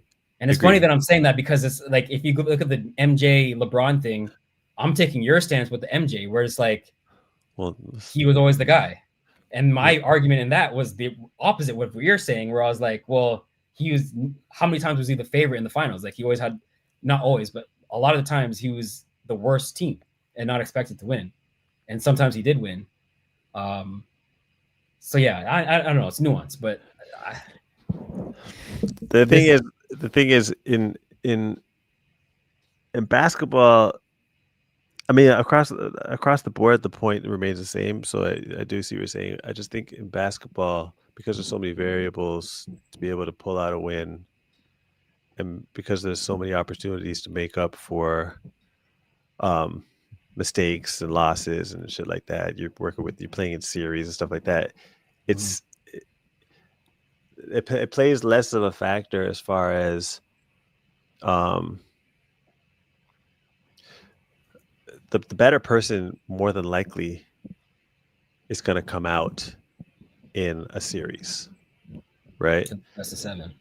Right. So it's not the value of the moment isn't the same. Okay. It's not as critical. Now, for someone to be able to capture moments, I think that's a huge thing in track. That's fair. More so. And he captures moments under circumstances where he's not supposed to. Yeah. So but okay, look, but I'm just saying, Bolt's clearly separated himself, and this is if Noah was to go on and win in worlds which he may not, and also win at the Olympics in 28 at home, and then walk off as a winner. He'd have a better retirement in the Bolt too. It's a good hypothetical. I don't think it's happening anyway. So we're behind on some of these comments, so I'll just run through these real quick. Goldie Shelly-Ann, I agree. In the women, Noah already 6 in the 100, 200, 400 all time. He wins one more gold. He goes above Maurice, in my opinion. They already got the same amount of golds at major champs. He's behind Bolt, MJ, Gatlin, Mo. Okay. Oba killed it that day. Good show, Anson. Noah keeps showing up. American Goats, Carl, Maurice, Noah. I don't have Gatlin. That's crazy. Yeah. Oh, okay. He corrected himself. Yeah, we're only talking the 100. Only 100, yeah. No relay, no 200. Because he's saying the doublers who run both and also the 4x1 leg. Is Aaron placing time over titles? No, not at all. I have titles over times for sure. I mean, times do matter because that's your peak. But if I had times over titles, I would have a software in my top 5, which I don't. And I would have Johan or Tyson. Like those guys ran 969 and the software ran 972. But none of them cracked my top 5. So I don't. What are you talking about? Noah's creating his own GOAT tier for all the reasons you just mentioned.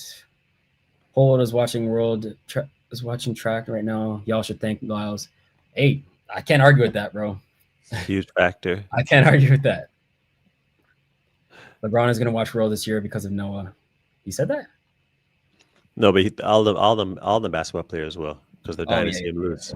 Yeah. Yeah. I mean, the Olympics always does numbers, but you got to admit that it had more meaning because of them wanting to see him lose. Yeah, and Noah single-handedly might be the reason why that team got formed for Paris. Low key, seriously. I mean, they're probably like, yo, let's get the boys together and just shut this guy up. Real talk, dog. Respect Noah. Linford isn't a GOAT. Yeah, I don't have him. I don't have him up there. I mean, he's a legend. I gotta give him credit. I never want to disrespect the man who won the Olympic gold. But yeah, I don't have him in my. I think he won Worlds too, didn't he? He's won 2 titles. Yeah, he won back to back. He went Worlds in 90. Yeah, but he won 92. 3, and he won 92 in the world and back to double Worlds. 93. Yeah. He's just not in my top 5. So if he beats Bolt's 200 record, and no one could talk to him, we're gonna get that next. So you just hold on to that. Good point. Only Bolt, not Carl. Damn the disrespect for Carl. Canadian bias is strong. Yo, do you not have Carl in because of oh no, that was Michael Johnson. Never mind. I'll take that back. Ali didn't win all his fights, but he wins with heart outside of boxing. Yeah, that's what I said about Noah. It's the narrative aura factor. Noah's a more consistent winner. Billy only has 2 titles. Yeah. No Carl, bro. Yeah, no Carl is kind of crazy, bro. I'm not gonna lie. Anson, what's your agenda against Carl? I've been seeing it for a while. I like Carl. He's got to be top 5. But I'm a huge fan of Ben, and I understand people are going to keep throwing the drug stuff. I think that's what it is. Like, you saw Ben, what he did to Carl, so then you're probably like, this man ain't top 5. Like, Ben. Yeah, like you have to understand. I witnessed these moments. I'm witnessing this guy demolishing this guy. You guys are asking me to erase what I saw from my memory. Yeah. I can't, dog. This guy did his thing on him, yo. So it's pause. So it's No, Achilles he hasn't been dominant on the circuit. That's true. Like, he's been dominant in the 2 on the circuit. He's got like a streak going. I don't think he's lost on the circuit since Michael Norman in 2019. I think that's what I saw. So yeah, he's dominant in the 2, but in the 100, we've seen him get damaged. Like this year, he got damaged. Yeah, I agree. 979 is Noah getting to the line, eyes out, not in the same league. Yeah, that's why I said he's got to run a faster time. He needs a bit of a higher peak. That's why I said at least 975. I knew we'd have Justin for the pole vault. Okay, we don't talk pole around here. This is sprint talk. Noah rise above the bull. Yeah, he's unfazed. Everyone won't be glazing Noah if he's not great. Seems like everyone who has ever ran rates Noah highly, but in the fans in the comments section pretend like he's a scrub. That's true. I feel like athletes give him more respect than the fans do. That's kind of like Kobe. Like, a lot of the people who play in the NBA put Kobe top 5 or in their GOAT debate, but a lot of the analysts never, like, they don't even have him top 10. So I think it's something to that. Let's see. 2 of my favorite Canadians, y'all are there. Respect. Shelly used that last one at trials, and she has to run rounds. ChatGPT, no. Recency bias. Carl was a huge personality and controversial back in the day. He was on a Wheeze box dude on my breakfast table. Melissa doesn't have that it factor like Shakira. That's why she don't get the shine. You either have it or you don't. Bolt could have run faster than 958. Maybe, yeah. Tina and Talu in front of Shelly and Shakiri. When they're expected to win, it's harder. That's what I said. Expected, yeah. But when you know you're gonna win, it's not hard, yo. Yeah. This guy knew he was gonna win, man.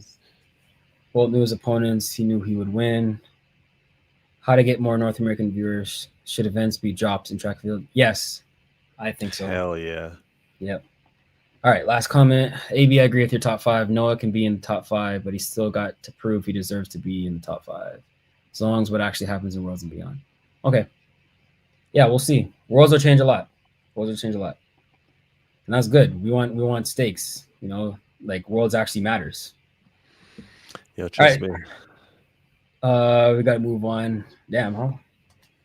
Time flies, Doc. I'm going flying, bro. I haven't even got to all my stuff yet. So 200 goats. Do you think, we'll make this real quick. Do you think that, actually first, I got to play it quick. So I think it's going to be relief today to win. Yeah, no, yeah, 6. That's a big number. As I was told, that makes me, I now have in track the most Diamond League championships ever. So, shoot, that's another record on the list. I mean, that's pretty cool. I'm not gonna lie. And you. So he had that snippet talking about how he has 6 Diamond League trophies. I had That's a actually pretty cool. This guy. I had a live the other day where I was talking about the legacy of the Diamond League. I'm like, does it even matter to people? Because we're talking about the trophies and stuff like that. This man has 6, has the highest of any track athlete. You know, Bolt only has 1 Diamond League trophy, but yet universally, obviously, we say he's the GOAT. So I'm like, at the end of the day, when all these people, another person, Sydney, she only has 1. And these are GOATs in their events. Shelly, I think, has 3. Elaine has 3. So it's like, all right, the greatest ever could have clearly got more titles, but they're not taking it seriously. Like if you look at golf, obviously the Masters matters. Like golf, winning majors matters. In tennis, winning Grand Slams matters more than winning the Olympic titles matter. But in our sport, it's like medals or bust, or medals and times. Like, do you think, it's a 2-part question to you. Do you think Noah has a shot to catch Bolt in the GOAT debate in the 200? And do Diamond League trophies move the needle for you even a little bit? Like if the man had 10 Diamond League trophies, does that add any more weight? You know, I wish it did. I wish that it had that type of effect on the track and field world. I don't at this stage, I don't believe the Diamond League has established itself as a credible factor as far as what your season means, because we put so much on the championships. I put some weight on it just because it's not necessarily easy to win the Diamond League championships, but I wouldn't say it sways my GOAT discussion in the 200 that much. I think I put more weight on how many. Just if Noah's in the 200-meter race, he's not going to lose. Bolt had that too, though. It's usually about who's coming in second. Even he only became really vulnerable in the 200 when he started running the 100 more. Yeah. And Tokyo, I guess he had some mental stuff going on. Is what he said. So we saw him lose in Tokyo in 2021, and we saw him lose last year when he said he had COVID. Yeah. Aside from that, we know he's going to win in the 2, and I think that's a factor. So I'd put more weight on that, and I'd put a lot of weight on how many 19s he's run. He's run a lot of 19s. Yeah, he has a sub-20 record. He's got the most in history. That's kind of like Osafo with his 9,700-meter sub-10s. He's got the most. I think it's like 43 or something like that. Right. And he's going to keep adding to that, presumably. So it's 43. He's got more than Bolt, but does that? How many does Bolt have? Do you know? I saw it the other day. I can just pull it up real quick. I think it's 30-something. I think even Kenny's pulling up on Bolt. For real? Yeah. See, those world records just have so much weight, man. Yeah, I know. Because 1919 is just so fast, dog. It's out there. But 1931 is fast. So yeah, okay. So what do you think what do you think Noah needs to do to catch Bolt in the 2, or Kenny? Is it something where he'll never be better than Bolt in your mind? Well, Noah's not gonna run in the 2, just the 2. Yeah, I don't think Noah could break the world record in the 2 unless he only focuses on that all season. while he's running the 100, he's not gonna get that world record. I actually thought that he had a shot at getting 1919 at one point. In the latter part of his career, in the latter part of his career, I don't know if he's the thing about LA is I don't know if he's gonna double all the way to LA. Really? I think he might pick one event, and it'd probably be to be honest, Doug, I think it would be the 2 because he doesn't have that 200-meter gold yet, yo. Oh, so yeah, you're right. I think he would do the 2. So if he wins this year and then wins another World Championships, so he wins 27. Mm-hmm. I don't think he'll run 100 in LA, man. Damn. You'd like to see him double, but at that stage of his career, him and his coach got to be smart, yo. Doubling for that long and trying to double again. Yeah, it's not easy, folks. And if you really want that 200-meter gold, you need that 200-meter gold because that's going to be a taint on your record as a 200-meter runner. Yeah. He may say, "Yo, I'm just going to focus on the 2 and make sure I get this." All right, get this. Bolt has 34 sub-20s in his career, and I just looked it up real quick. Kenny has 33. Whoa! So Kenny's about to pass him. He'll pass him. Yeah, he'll pass him at 34. Worlds. You said 34 and 30. Yeah, he'll pass him. 34. Yeah. So again, I mean, I don't know how much that matters to people because, like, if you look at another sport like football, a lot of people have thrown for 5,000 yards. Joe Montana never did that. But if you look at the top 5, they still got Joe up there. Right. Because of the Super Bowls, and that just outweighs so much, Right. That 1919 is playing a huge factor for people. Yeah. I think he's got a shot. If he has to break the world record in the 2 in order to have a legitimate shot, and he does need an Olympic gold in the 2. I don't think he will be GOAT in the 2. No, if he breaks the world record, he's definitely the GOAT in the 2. You think so? That alone, yeah. Noah, if he breaks, on top of all the 19s he's ran, and he breaks the world record of the 2, he's the 200-meter GOAT, Doug. Hands down. No discussion, Doug. Wow, no discussion, really? Oh no, but you're saying the Olympic gold. Okay, wait. Yeah, I think he needs an Olympic gold. Because he'll have the world record, but no Olympic gold. You know what? I think I'd give it to him. Bolt has 3 Olympic golds, bro. I think I'd give it to him, yo. Really? I think I'd give it to him. Yeah. Because so just the world record, that's all he needs. That's like Asafa. It's like Asafa having a few world championships and having the world record. World championships though, no Olympic title. No Olympic title, but had world championships. You'd give it to Asafa, Doug. I wouldn't say Asafa was the GOAT off that. I would say he's probably number 2. If he had the world record, he'd be number 2. Record, he had the world record and all these 9s. Yeah, he'd be number 2. Brother. No, I'm not putting out 3 Olympic golds. I'm tired of putting all this weight in the Olympics. Top of world championship titles. No, this has to stop. I'm putting so much weight in the Olympics no more, man. No, it's not just the Olympics though. It's the world championship titles too. Yeah, so it's in combination. So say he had won worlds. Combination. Say it was the same situation as Noah. He'd won worlds a couple times. Won worlds how many times now in the 2? Noah's got 3. He's got 3. In 19, 22, and 23. Right. So say Asafa had 3 world championships and had the world record and had almost 100 9-second runs. You're not giving him the GOAT in the 100, Doc?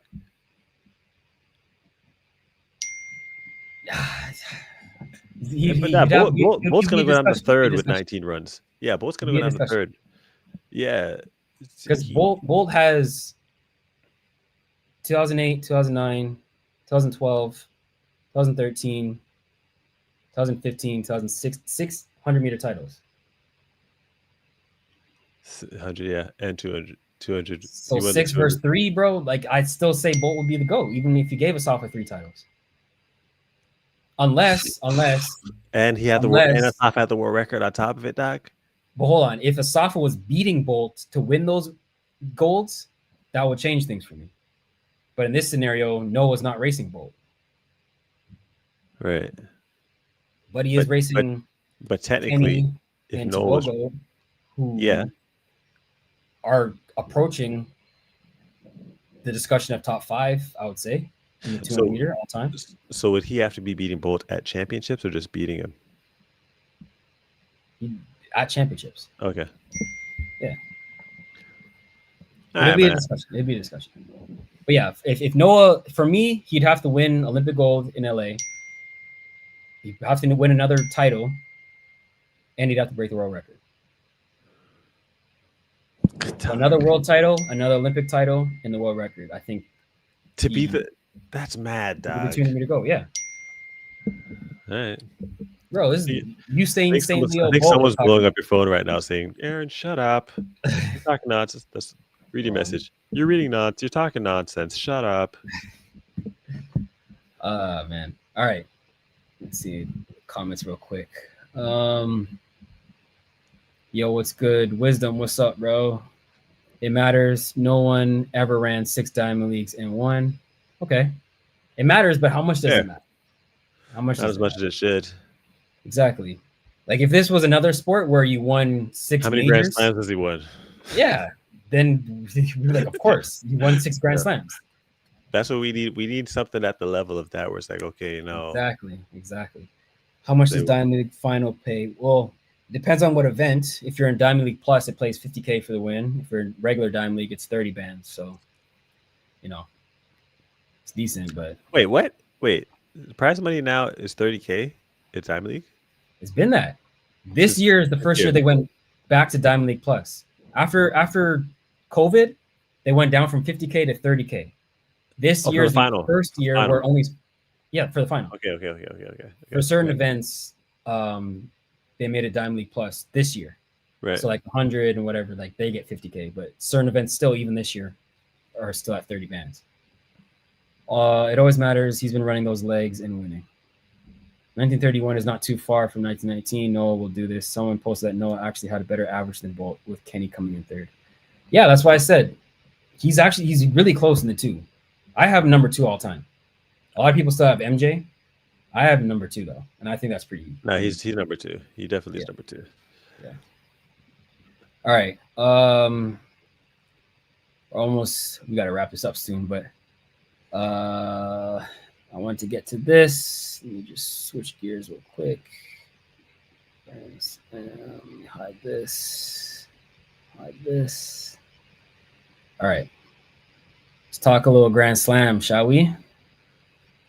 Let's.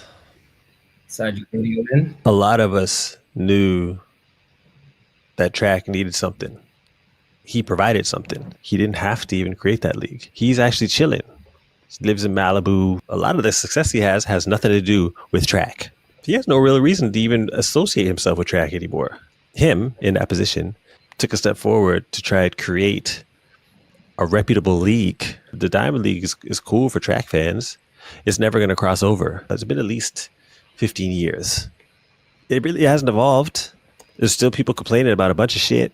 The prize money is pretty much the same. So I'll watch it because I'm a track fan. So it's like this guy tried to create something. This guy tried to ting. It's like you can't even try a ting no more, yo. It's like everyone expected the league to be perfect the first season.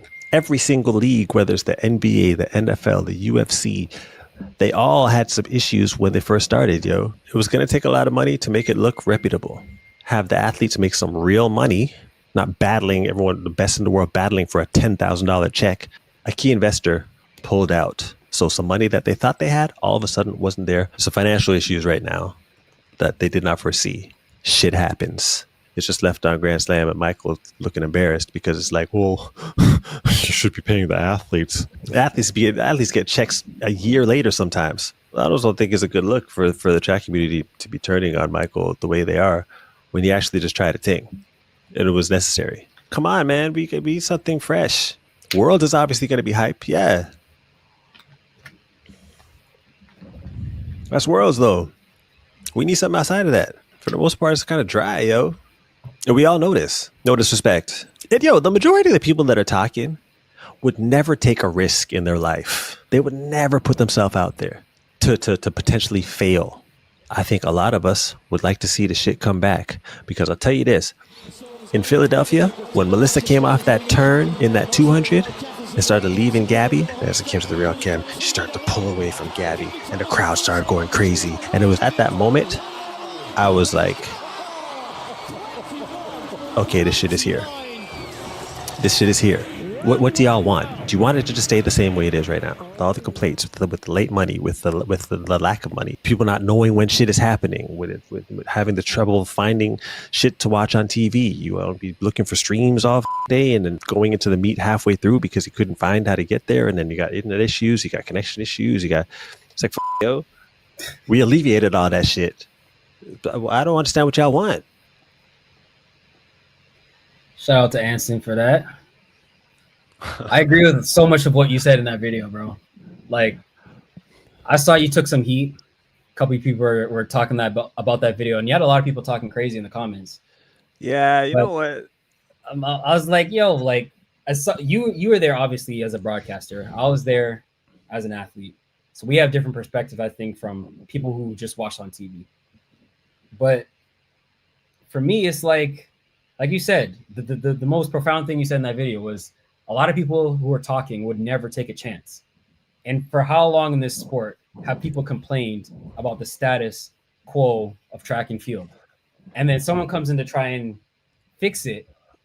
And at the first turn of something going wrong, we all just want to dump on it and be like, you see, I told you he should have never tried. Who does he think he is? And like, I saw a video the other day of Tara Davis talking about it, saying like, oh, it was a fail, it was embarrassing and stuff like that. It's like, yo, why are we doing this? Why are we cannibalizing ourselves? And I get it from her perspective, because her specifically, she's a field eventer. And so when he said the thing about, I think I can save track, but not field, she felt the type of way, because it's like, why are you cutting out field? But bro, that's like saying, I think I have the cure for diabetes. And then someone else comes up with, well, what about breast cancer? You know, you got to fix everything. It's like, well, let's just try and fix something so that like something is improved. And then we can move on to something like that. If you really want to improve field events and make that more poppin', she's the perfect person to do it. So I think a field event person has to do it. I think. Let's break down what he said real quick about field events. The way I interpreted it was, look, my passion and my name and my, where I have my could pull strings is on the track. He's a sprinter. That's my background, So I feel like it should save track. Michael Johnson coming in and being this ambassador for the field. Even field eventers will kind of be like, why you? But in general, why aren't some of the legends in the field stepping up to do something for the field? There's just loads of legends in the field from back in the day that could do something about it. Right. As far as how Tara responded, she should see that, but also she should make it her position to be that person that's going to do something for the field. Because the reality is, it's track and field, and it's combined. We get it, but it is two different cultures. Clearly, everybody knows that. Now, if he's doing something for this because he feels like he could do it for this, it's not shitting on the field. It's saying, look, this is what I have the capabilities of doing. Why everyone took offense to that, to me, is so crazy to me, dog. It's like they're just looking for things to complain about. But like, look at Ryan Krauser. He tried his own thing with the shot put. Right. And he's like, I'm a shot put legend. He's the GOAT in shot put. Let me put on for the shot putters. Why can't you do that in field? Why? To me, I think it should be separated. Not all the time. It doesn't always have to be separated. But I think the fact that we have some just track meets is a good thing, because people will hear that and be like, oh no, what about the field? You're down on the field. But if you think field is that compelling, that entertaining, then why can't they peel off and do their own thing? If you really actually believed what you're saying in field, like field events matter too, okay, then show us it could be entertaining. Right. And if you have your own league, it puts way more of the highlights and the emphasis on the talent in the field. So that's something you should want. You should want to be on your own act, because then you get to showcase what you guys have going on in the field more. How many times do we watch a stream on the Diamond League or a meet where we're just waiting for the next track event, and then randomly, let's just throw in a pole vault, let's just throw in a random jump, and it's only going to be the people who are winning or like in the top 3. So if you have a separate just Grand Slam field, for example, you guys get a chance to have the competition shown, the progression, how going back and forth, like more drama, like we can actually follow it. Like, I don't know why they're not pushing for just field event. They should want this. The shine that you want, you can get. You're not going to be under the shadow of the track no more. Exactly. And that's what happened. And if you show that the blueprint with just track works, or just track mean in general, if you just support it, track, even if it doesn't matter to, if you're not allowed to be in it because you're a field eventer, if you show the blueprint that just track works on TV, that helps your case to get just field on TV or other events. So like with ATHLOS, for example, like I'm a guy, obviously I can't run. I still support it because it's like, if the product of track and field is shown to be successful, we can do more things with that. So it doesn't matter that like I get cut out. I'm just like, we just need meets that do well, and then we can work with that. Then like if Michael Johnson goes into a meeting and he's like, oh, okay, well, this meet is successful, whatever, you have more examples to show investors. That's how you get more people on board. So like, why be down on it? Right. So are we talking about ATHLOS tonight? Yeah, that's the last thing.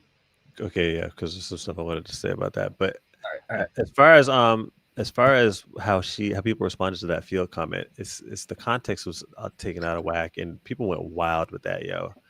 And he's in the public eye. He's gonna say some shit, and once it gets twisted and it hits where airwaves, then narratives get created, and the narrative can't be changed. Some people get so set in how they view it, and I'm just confused as to why people aren't seeing the comment for what it was.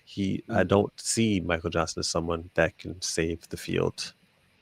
I think he's in a position where he can use his name to get some people behind track, because that's what he dominated in, that's what he's known for, and that's what people will respect and see and jump on it, because hey, if this guy's involved with this, I want to get involved with that because of what he did on the track. They're not going to think the same as far as the field.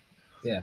It's a natural. So some of them, so what Tara needs to do is get at some of the legends of the field that are doing nothing.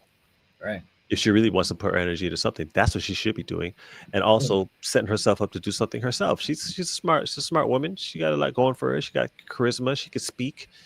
She can do a lot for the field, and that's what that should be her focus. Not shitting on what Michael's trying to do in the track, because he's not a field person, yo. It's just what he's not. I just feel like we just got to build each other up, and Tara's doing her thing now with ATHLOS. She's going to be a athlete owner or whatever it is next year. We'll talk about that a little bit later, but I think you can do that and have your own lane without bringing down Grand Slam. Like, we can all win. Couple more comments. Kenny will never be better than Bolt in the 2. Noah, if he decides to go only for the 2, can get closer to the record. Okay. This is from a Kenny B fan page. Top 33 career average. Noah Lyles, 1966. Usain, 1971. Kenny, 1982. Top 33 average. Wow. 1966? That's crazy. If he wins this year in the 2, he ties Bolt. Does Bolt have 4? 2009, 11, 13, 15. Yeah, he's got 4. But then he has 3 Olympic titles, and Noah has 0. So that did him in, man. It'd be a different conversation if you got that gold. I know, man. Just one of them. It's gotta hurt. He's gonna be in desperation mode for that now, dog. Yeah. 28. I am 100% on board with MJ and Grand Slam. I like why he did it and what he did with it. His problem was trying to be a disruptor against powerful adversaries, but he had no muscle money to back his play. Can I ask another question? Why are people acting like he's not, like, it's been 3 months since the last slam, something like that. People are already acting like the athletes are not going to get their money. I know, but they're not used to the fact that we have to wait, because it's all hush hush with the Diamond League and Continental Tour and stuff. People don't know the real. There's people waiting on Diamond League money from last year all now, dog.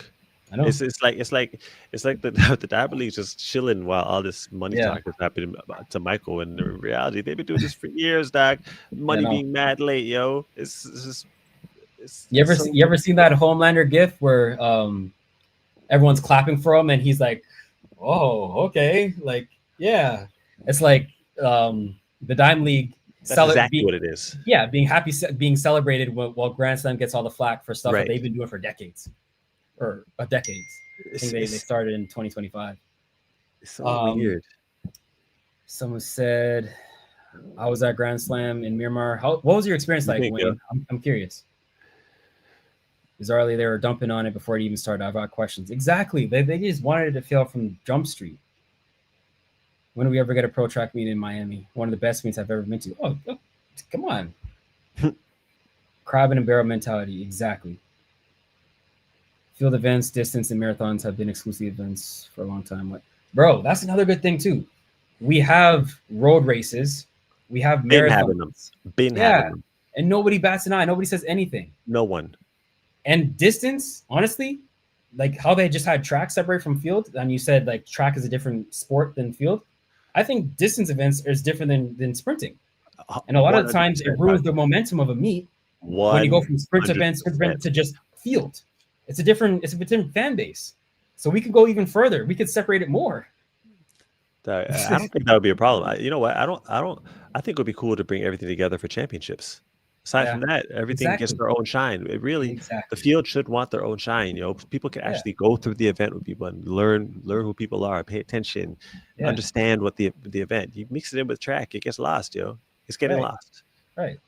Like it's called track and field, but that doesn't mean we have to stay in that model for the rest of time.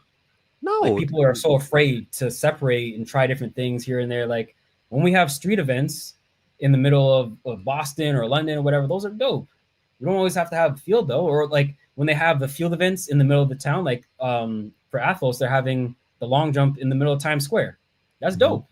I think if we want to glamorize field more, we should do more things like that. Like have it in like cool places like that. Because that's something that field can do that track can't.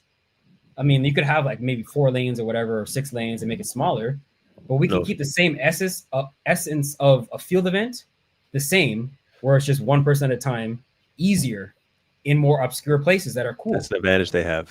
Exactly. Venue-wise. That's the advantage. They need to take advantage of that, yo. They can do a lot of different things in a lot of different places. Yeah. All right. This is the last thing. I'm gonna get you out of here because it's probably late as hell for you. ATHLOS. It's been good combos though. You guys are feeling us. Like and subscribe. You know, do your thing in the. All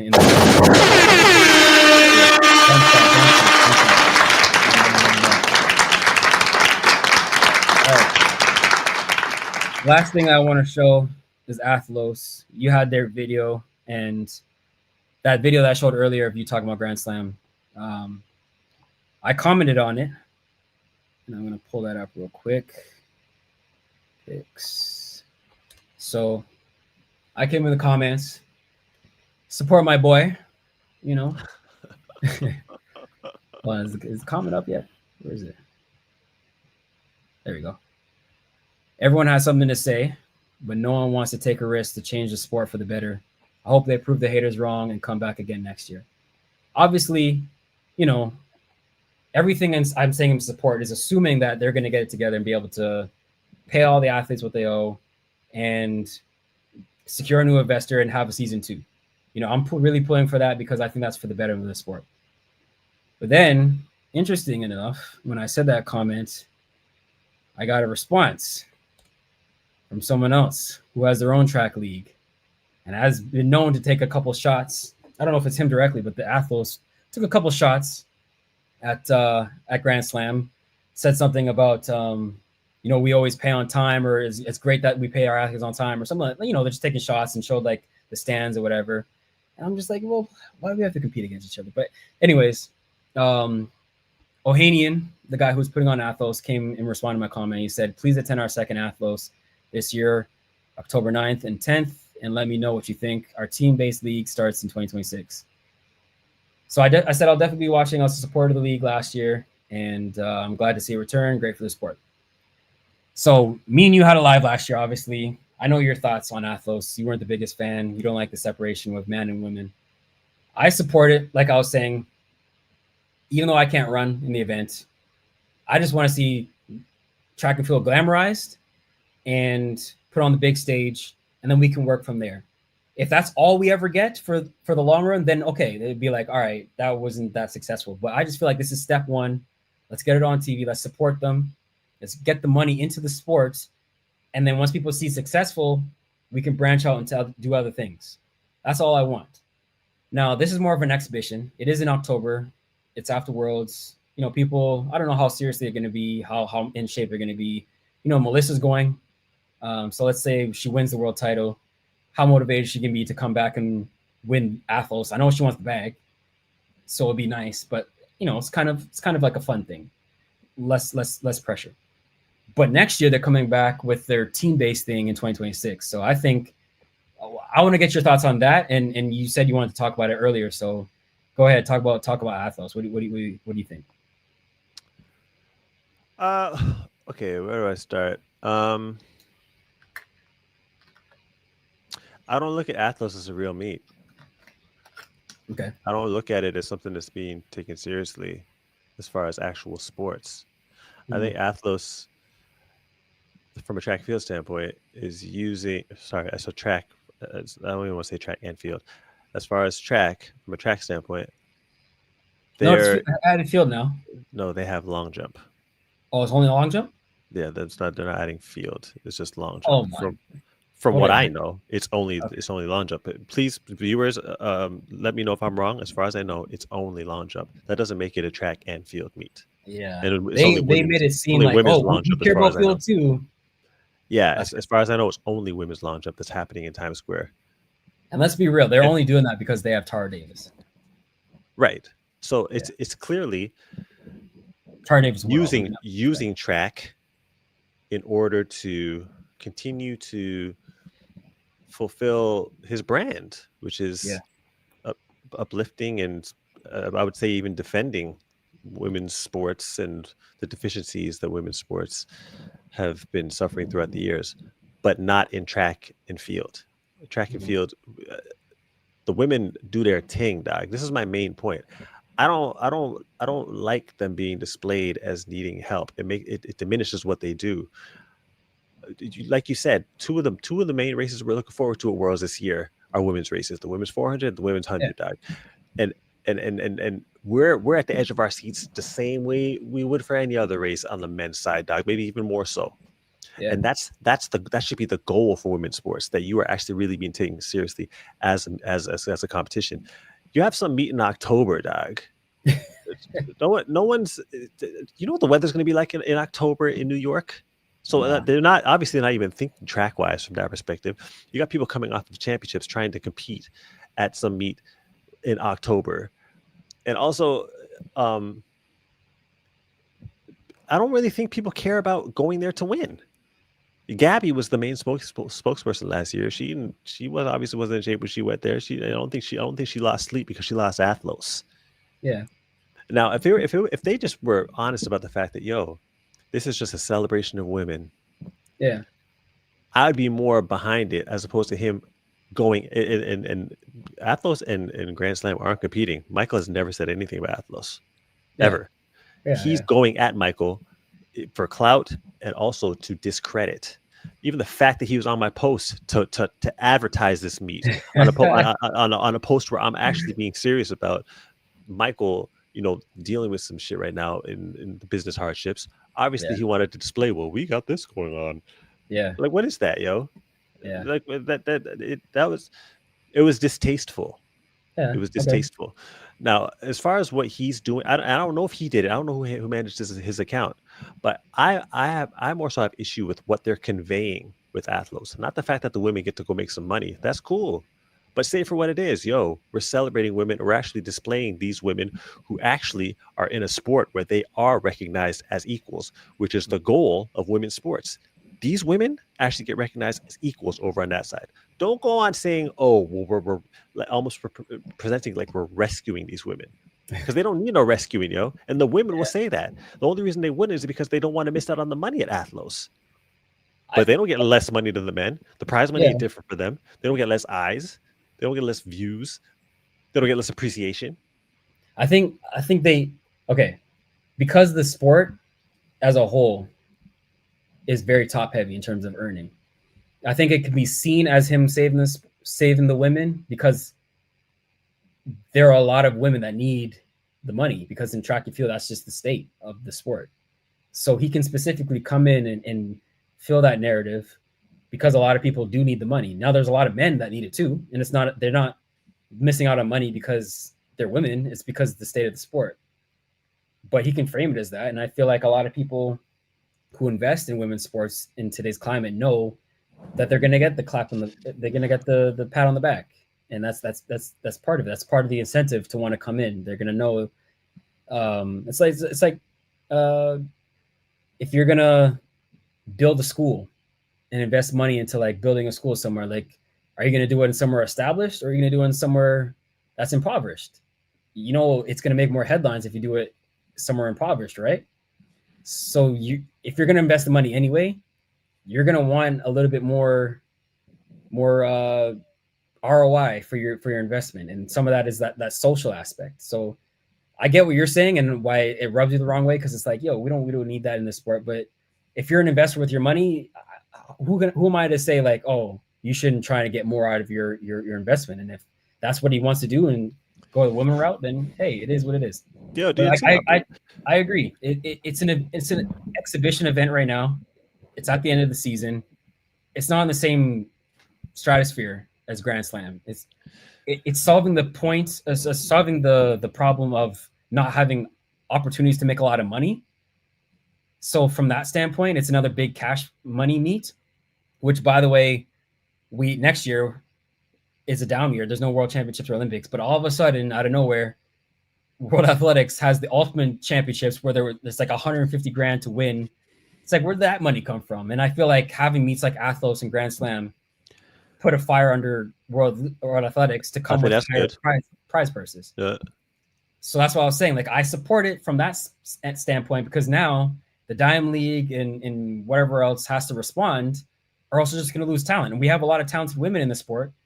So next year, when they have this team-based thing, they might not run a lot of Diamond Leagues. They might just say, I'm just going to do this team-based thing, especially if it's, I don't know, 60, 80 bands or whatever to win. That's a better opportunity than going to Diamond League, having to fight for your appearance fee and prize purse only being 10K or whatever.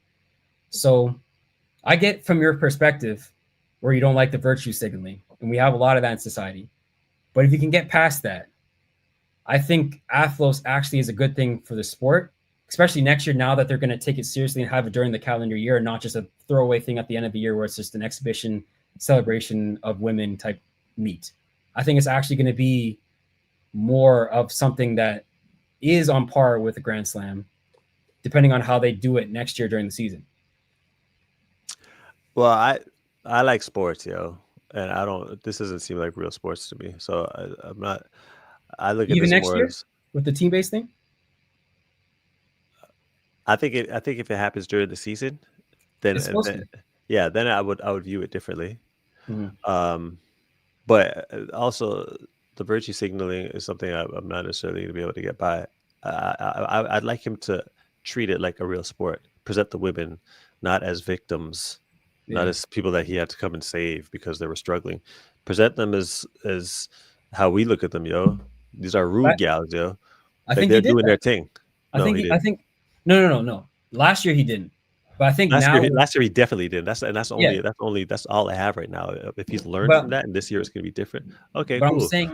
I'm saying with the approach of having the athlete owners, like having it's Sha'Carri, it's Gabby, and it's Tara Davis Woodall.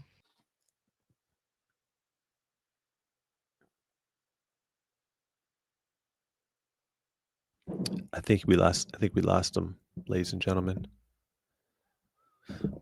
In the meantime, I'm going to take over and look over some of your guys' comments. Let me scroll up. I think Aaron's having some internet issues.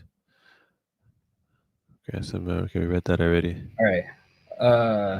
I would have roasted your internet, but it's not your internet. Yeah, it's not. It's Japan. I don't know what happened. It just booted me off. Alexis. Yeah. So you like what you're saying, Doug? I think having the athlete owners now makes it seem like more of a celebration of like showcasing the stars, having them being at the forefront. I don't know if he's gonna have them like drafting who they want on their team, whatever, but that's more glamorizing than it being like, oh, we're giving an opportunity to women. Like now it's more like showcasing the stars, and I think that's a good thing. You know? I think that would be a good thing too. I think that would be a good thing, and I would think it would be wise for him not to try and make it a battle with Grand Slam. Yeah, because Grand Slam is something that's actually trying to make make track reputable. Yeah. I don't know if ATHLOS is trying to make track reputable. I think they want to highlight women's sports. Yeah. And that's cool. But I don't think he's in a position to where he needs to be trying to shit on what Michael got going on. I think enough people are trying to do that already. Yeah. Well, two things. I think probably the main reason why they had a tiff between them two, I think it had to do with Gabby, because he came out and said like, "Oh, you're preventing her from doing two things." Because I think there was a rule that like if you are with Grand Slam, you couldn't do something else. That's what they said. There wasn't. I asked Kyle Merber. I had him on my show, and I asked him directly about that question, and he said that was never the case. You can go wherever you want, and we saw this year people were competing wherever they wanted to. Dad. Yeah. It was never. That wasn't. I don't know where he even got that from. I don't know. He had bad info, but I think that was part of it. That's what started it. And then I think also he wanted to be number one, and so like Grand Slam coming in, he didn't want them to take some shine off of it. But also you have to remember too that Michael Johnson wants to improve the sport. That's part of his MO, and we can get behind that. But Michael Johnson was in the sport. He's one of the greatest we've ever seen in our sport. So he has more allegiance to the sport.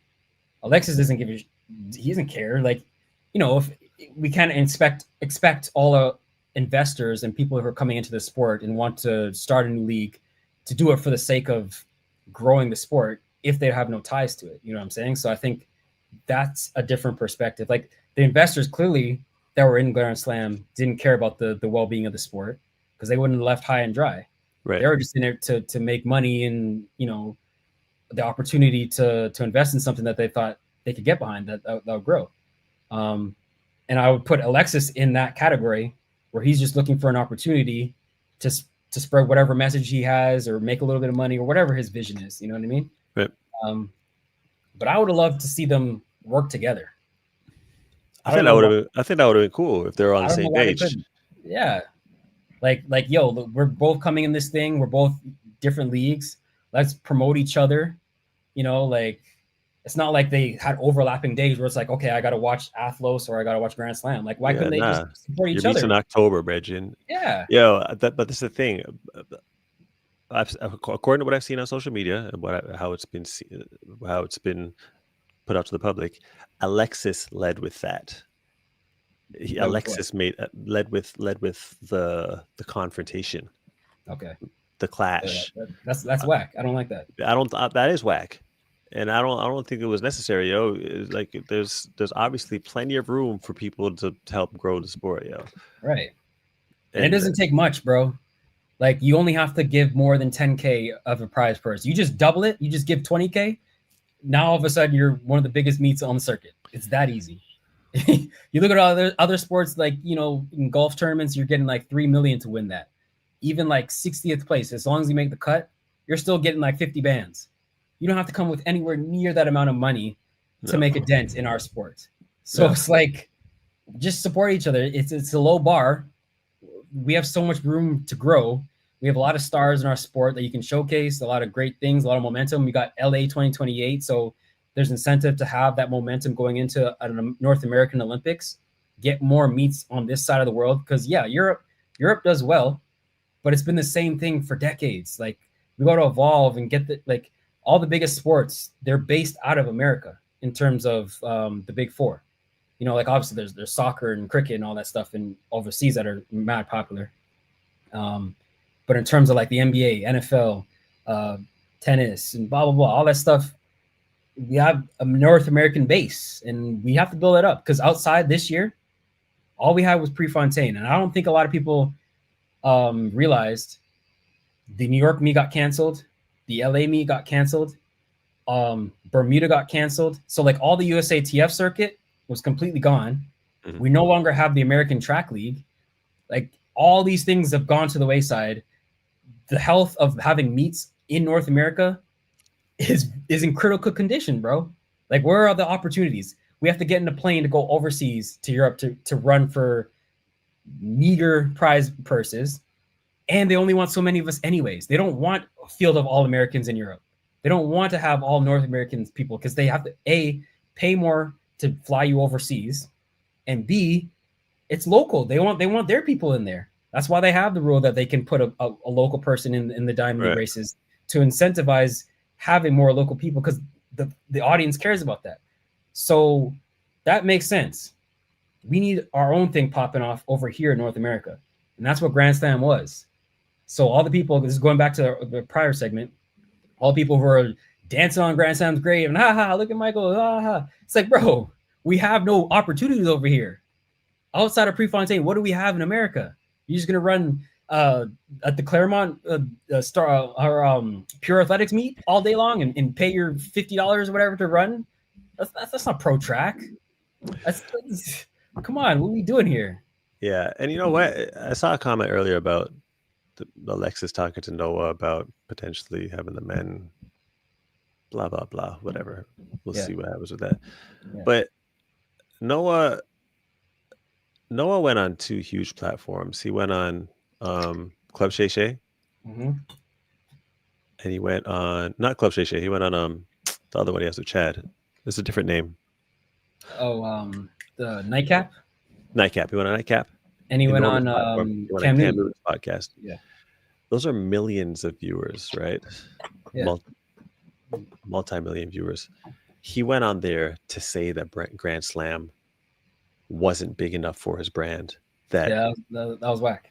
Now imagine you flip it, and he says, "You know what? I'm not competing in it, but it's a really strong product they put together, and there's a lot of people a lot of my peers, wish they had some more opportunity to make some money. It's really good for them because they're stellar athletes, and they're going to get an opportunity to be displayed to the world, so you guys can actually see them as well. You guys just check this out. It's actually really good, a strong product.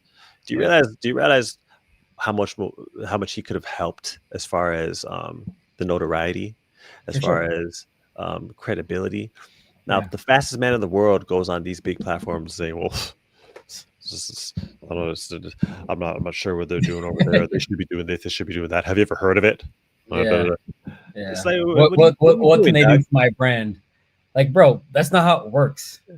And as far as the position you're in, he probably has loads of peers and friends that would love to get it, that are competing that are really good at what they do, that aren't getting the money they should, and they had opportunity here. Why would he shit on that opportunity for them? Yeah. To millions of people, to discredit what they could be getting some sort of benefit from, dog. And it's also short-sighted of him too. Him specifically, because he likes to do things outside of just track. Clearly, like he does the podcasting, he does the race with iShowSpeed, he does the, he has his videos and his YouTube and all that stuff. So clearly he's interested in growing his brand. This Grand Slam was on NBC. That's a perfect, or on Peacock. It's a perfect opportunity for you to come back right after the Olympics and be like, we got the Olympic champ. They're going to showcase him all day long throughout the broadcast. Yep. You could build on that momentum, but instead you're like, I'm bigger than that. It's not big enough for me. Have you ever heard of the Grand Slam? But right when he said that, you know what? If I was able to comment, I would say, okay, now ask them if they've heard of the Diamond League. Exactly. Because it would have the same answer. Exactly. Yeah, you'll run there. You'll run at the Diamond League. So it's like, what was the purpose of that? He tried to get some slick shit too. A brand new league to be this huge spectacle in order for you to run there. It's like, why? It's dog. It didn't make no sense, dog. He tried to say some slick shit and be like, okay, well, have you heard of Sprint? Because I guess he thought Cam was going to be like, yeah. So he was like, no. He was like, no. He said no. So, but the reality is, a lot of when that whole shoe stuff came up again, where people were saying they would never wear shoes, a lot of things that people were saying, whether it was Gilbert Arenas, Cameron, they were saying, they were killing him, but they were saying, we don't even. The housekeeper serious. They were like, we see you at the Olympics. That's it. We don't see you run. Exactly. There's a league right there, and it's local. These cats actually. Yeah, you can do the bathroom. Yeah. Yeah. Okay. These cats who actually don't like him per se, if he was going to be in Philly, if he's going to be in Miami, if he's going to be in LA, these cats will come to the meet to see this cat lose. Exactly. To get the vibe, and it's broadcasted worldwide, especially in the States. It's like, why would you? When have you ever had an opportunity like that in your life, Bro, Doc? it's like he's clearly smart. He knows audiences and who to appeal to. Otherwise, why would he take a race with iShow Speed? Why would he do Mr. Beast or whatever? Like, he's clearly trying to appeal to a wider audience. But you could have made the broadcast whatever you want. Like, Kenny and Melissa became superstars in the sport and elevated themselves because they dominated the Grand Slam broadcast, and they're killing it with their performances. Like, they really elevated themselves out into a different tier. Mm-hmm. Like, we now see Kenny as a 100-meter guy. Like, obviously he performed really well, but like, he got a chance to showcase what he can do in the 100. Exactly. He's got more opportunities. Whereas overseas, they might not have given him the opportunity to run the 100. Even though he's run fast and he made the finals, they might be like, nah, we're gonna stick with Christian and Akani and these type of guys. Like, there's not a lane for you. But now he showed what he could do in the 100, and boom, he elevated himself. Like, Noel could have elevated himself. He could have done all his anime antics. He could have came with his we had the walk-ins. We got an opportunity to showcase our stuff, and like, we have creators. Like, you're allowed to bring your phone into the call room and stuff. Like, we had a whole creators. Like, it was ready made perfect. Served on a platter for him, Dog. It may actually make sense why he didn't. Why he didn't support his team. And a lot of his peers should actually have checked him about that and be like, "Yo, Dog, like, why are you hating on our money? Yo, you're good." Yeah. And then I saw like, they had their podcast. I forget the name of their podcast, but it's Rye, Grant, and Noah. Yeah. And then, after Grand Slam had their issues with the money and stuff, like, a lot of people were saying, "I told you so," based off of what they said on that podcast. Like, oh, where they're going to make their money and whatever. But it's like, if you guys are a part of it, maybe there's more confidence with the investor. Maybe he doesn't pull out. Exactly. Like, maybe this still happens, but it's like, I don't know. Maybe you got names like that shit on it. But like, adding your name to it only benefits the league, gives more credence to it, which allows it gives it more of a chance to succeed. And why would you not want it to succeed? But you're over there buddy with Ohanian as Americans, laughing it up like you ain't even in that. You have an option to be an ATHLOS. You're over there buddy. Like, yeah. Look what you're doing, man. If this does happen, where they build it out, I think that could be a good thing. I could get behind that. I think that's what needs to happen. I'd be. Look, man, I wanted to take ATHLOS seriously, but right now I don't. Yeah. October meet with only women. Sorry, no. Yeah, it being in October is it's. I mean, they had Meg there, and that's dope. To have a superstar at the meet, but it's like that doesn't move the needle in terms of growing the sport. Which, like I said, like, Alexis probably doesn't care that much about that. Yeah, I want to watch sports personally. Yeah. Sports. I understand. It's valid. Same with keeping it just long jump, a way to slowly introduce a sport to new people while putting a familiar name out there. Pretty smart if you think about it. Yeah, they just have to do it at a better time. Like a throwaway meet in October is a great payday for the women, but more than that, it's not gonna do too much. If he does, then I may look into it, but I've not liked it the way Alexis has been moving since the start. ATHLOS and Grand Slam are the future. I think they could be if we, get behind it and stop working against it. I'm not a huge fan of Alexis either, but he's smart when it comes to business. Nothing starts without testing the waters first. That was MJ's main problem. Do you think that MJ came out too strong? Like, maybe he should have not said the comments that he had. Like, he could save track and just like kind of came in easy, not like ruffle the feathers of people. Because clearly Diamond League felt threatened. They had the Grand Slam flat article that they put out, and they were talking trash about it. Like, I think he should have kind of came in a little bit easier and not like a disruptor. Well, I think the field comment came in because he was asked about the field, right? And like I said, the context was different, but there may have been some things. I think that I'm curious as to the what's necessary when it comes to transparency and what the strategy is a lot of time with transparency. in what's going on in business. And I think that there was some. I think the public is way too involved in a lot of things that normally they wouldn't be involved in, as far as what's going on within the business. Okay. We don't know what budget Alexis Ohanian's working with as far as ATHLOS. We don't know. A lot of the things that have to do with money and shit like that. We just know about the meat, and I think that it's like that for a reason, because shit happens, and when shit happens, everybody doesn't have to know about it. Like if you're on a cruise ship, right? If the captain and the crew are having issues with a rotor, but you can't feel it up there, that's how it's supposed to be. The passengers don't necessarily need to know that shit's going on fucked up down there. Sorry, messed up down there.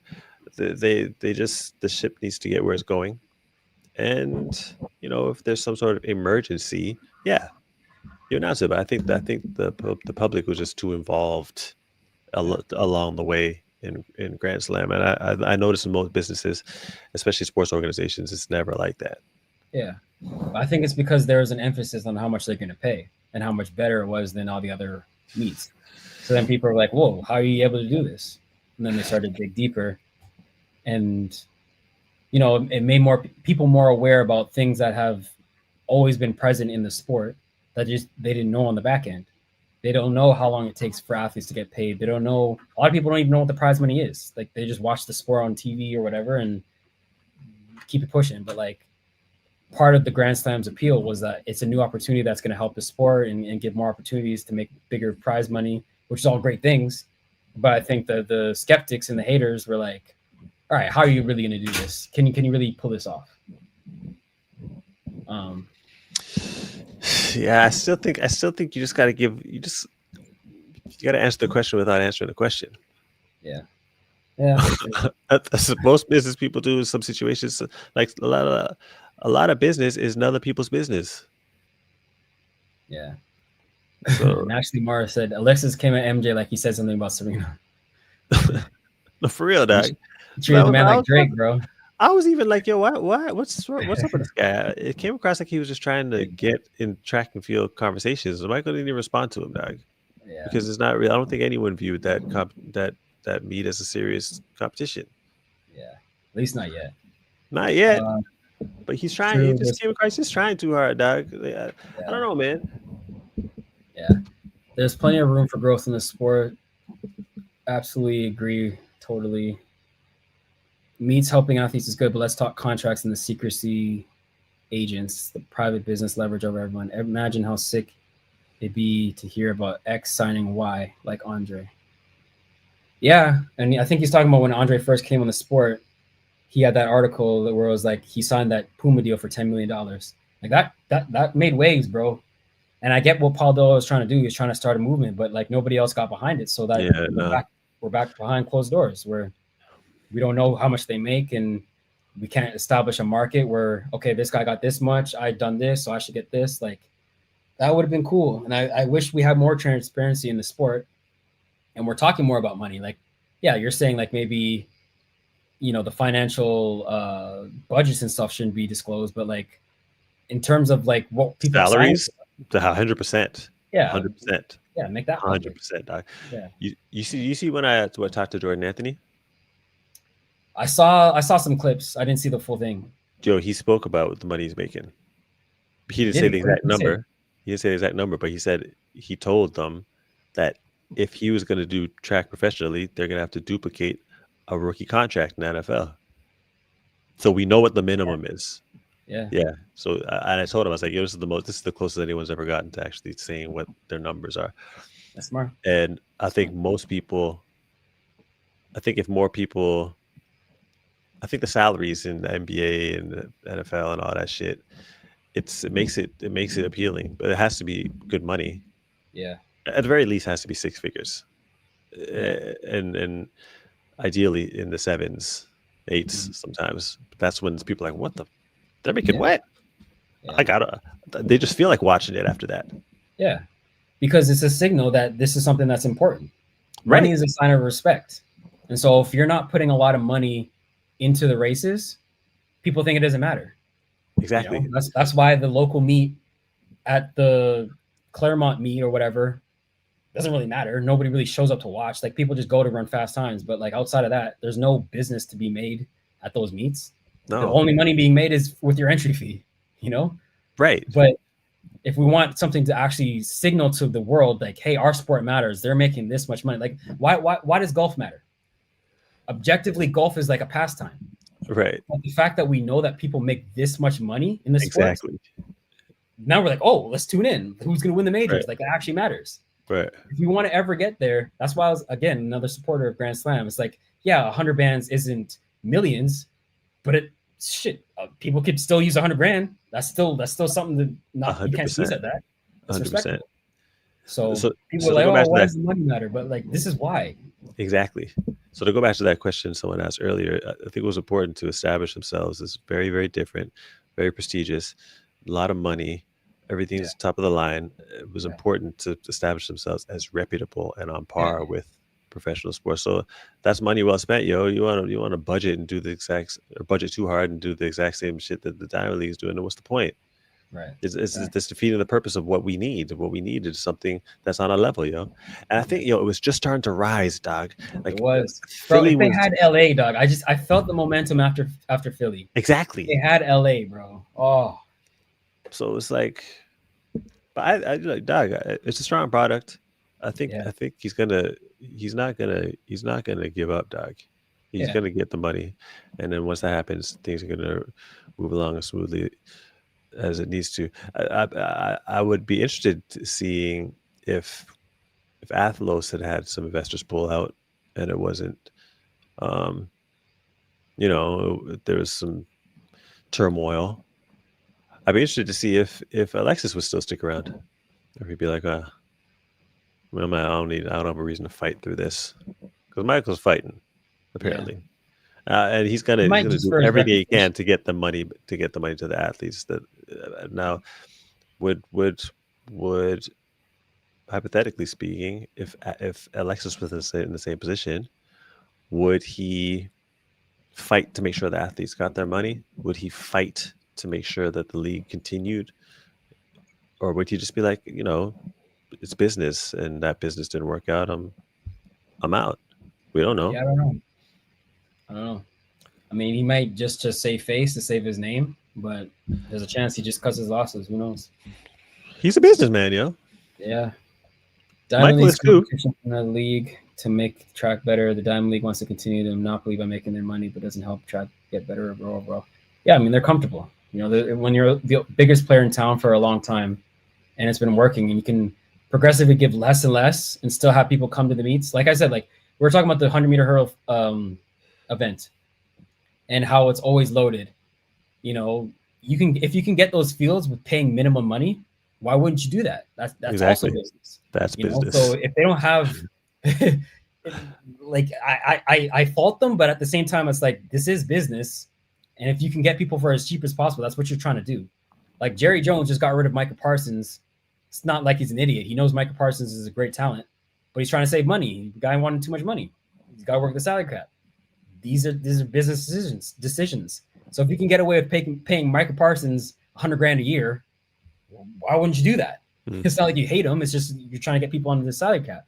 It's the same thing with this. So if you can pay all these world-class athletes who are going to mimic an Olympic final all the time, and they're willing to go overseas and race the best in the world time and time and out, and you don't have to pay them that much of an appearance fee, you can spend it in other events, you're going to do that. So yeah, the Diamond League does need competition, and monopolies are never good for the people who are the product, and the athletes are the product, and they always get screwed because there is no competition. We're at the mercy of these meets. We got to run somewhere. So while facts, instead of putting it below him, he could have helped the entire scene out, and I think I would have got props for being humble. I agree. But again, like Noah's main prerogative, and this is not necessarily a negative, but like his main prerogative is to grow Noah's brand, not necessarily the sport. Like when they're mutually aligned, yeah, he's going to try and uplift the sport because it helps him.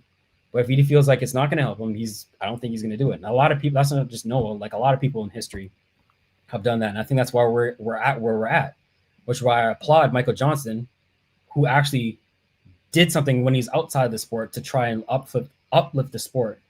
Most people in the sport just get their bag and leave. Exactly. We've never seen someone at that level actually contribute back, Doug. Yeah. Like what if we had a Usain Bolt league? He's got the biggest brand out of anybody. What if he did the Grand Slam? He could get investors. You know, now, do you realize if he just showed up at Kingston, mind you, I think his father just passed, so rest in peace to his father. I think it was the timing of it that he didn't allow him to do that. But say at some stage he just showed up, even just a tweet like all the best in Kingston or something, like or just responding to some stuff you watched. I don't know. I mean, he doesn't have to. If people knew he was just paying attention to it, leave him showing up and all waving hands, and he probably doesn't want to be in public like that. It's not simple for him to just be out and about like that, Dog. I'm sure he likes just a little bit of calmness. But if people knew he was paying attention, Dog. So maybe he, I don't know, because you never know people's relationships. So maybe he had something with Michael Johnson. It's true. You never know. And maybe Noah does too. Yeah. I mean, he did break his record. Maybe he felt like he didn't congratulate him. I don't know. Who knows? We don't know. All I know is that how Noah addressed Grand Slam to me made no sense. If you're not going to support it or go, you don't have to put it down. To be honest, that's the main issue of the Grand Slam. You said Diamond League is the same old, but Grand Slam ain't much different. Biggest flex was prize money, but that's not enough to pull people outside the sport. Okay. Well, how much different do you want to make it? Like I had a live the other day where I was talking about entertainment versus the purity of the sport. Like how much do you want to change the sport for the sake of entertainment and drawing new fans in versus keeping it traditional? If you're saying it's not enough and it's not much different, how much different do you want to make it? Like I agree they could push the envelope. Like I would like to see like imagine if they had like all-star relays or something like that. Like you could draft different athletes and make all-star relay combinations, or if they had like a section for like a celebrity run, like Noah had his race against Tyreek at the Grand Slam instead of at some random place. Like that could be cool. Or if you had like even just a celebrity section where they can pull up and race each other, see how fast they are. Or have like one-on-ones. Like remember when Fred and Marcel were going back and forth? Like we have the avenue, like, all right, y'all settle this here. We're gonna have just a one-on-one section. Like there's different things they can do. Like, you can make it a little bit more different, but you got to start somewhere. You know what I mean? Right. So like, you can make it different, but I think they started with building it out and then they can grow from there. I think they probably learned a lot this past year. Yeah. There's a test. Things get back on track. Yeah. It's just going to get better every year. You can see they got better. Each slam that got better too. Within 1 year, within each slam, it was getting better, Doc. So think of within each season. Yeah. I like Grand Slam, but I was already a track fan. Yeah, I mean the point is to get non-track fans into fans, but you got to start with your fan base first and then grow up. Exactly. Sometimes Noah has verbal diarrhea. My damn phone's in the call room. Yeah, bro. They had you could bring your phone to the call room. You can record literally as soon as you got, like they gave it to us. They had a whole content creator section. So like I watched Melissa's race in Philly because they ran the 2 right after us. And I did an interview as I was watching it. I gave a live reaction. The setup was so dope, bro. Yeah. Yeah. Noah was asking for things he knew a startup couldn't deliver, almost like he was prompting Grand Slam to do something specific, like an Adidas partnership. Elevates his brand, he becomes a face. I mean, look, we just saw the thing with Kawhi Leonard come out where he pretty much asked for the King's ransom from the Raptors, and they said no, but the Clippers gave it to him. So maybe Noah was trying to do the same thing. Like when you have the leverage, sometimes you ask for the moon, but it's like you got to know, okay, are they in a position for that? Like you're gonna gut the league before even allowing it to grow into something. It's like if you ask for like I don't know, $5 million or something, like obvious to me. Come on, man. It's the first year of the. I don't know, man. Yeah. You know what? I don't know what Sydney got, but I don't think that she asked for nothing crazy because she gets it. That's something that's missed on people too. Sydney doesn't run a lot. Like I said, she only has one Diamond League trophy, which means she's only went there very sparingly. I looked at her Diamond League wins. Like, outside of 2019, she hasn't really run on the circuit at all. No. So the fact that they got her to sign up for 4 different slams to run twice, and it's not even the 1 and 2, it's the 4 hurdles and the 400. And she said, yeah, I'll do it. I'll get behind that.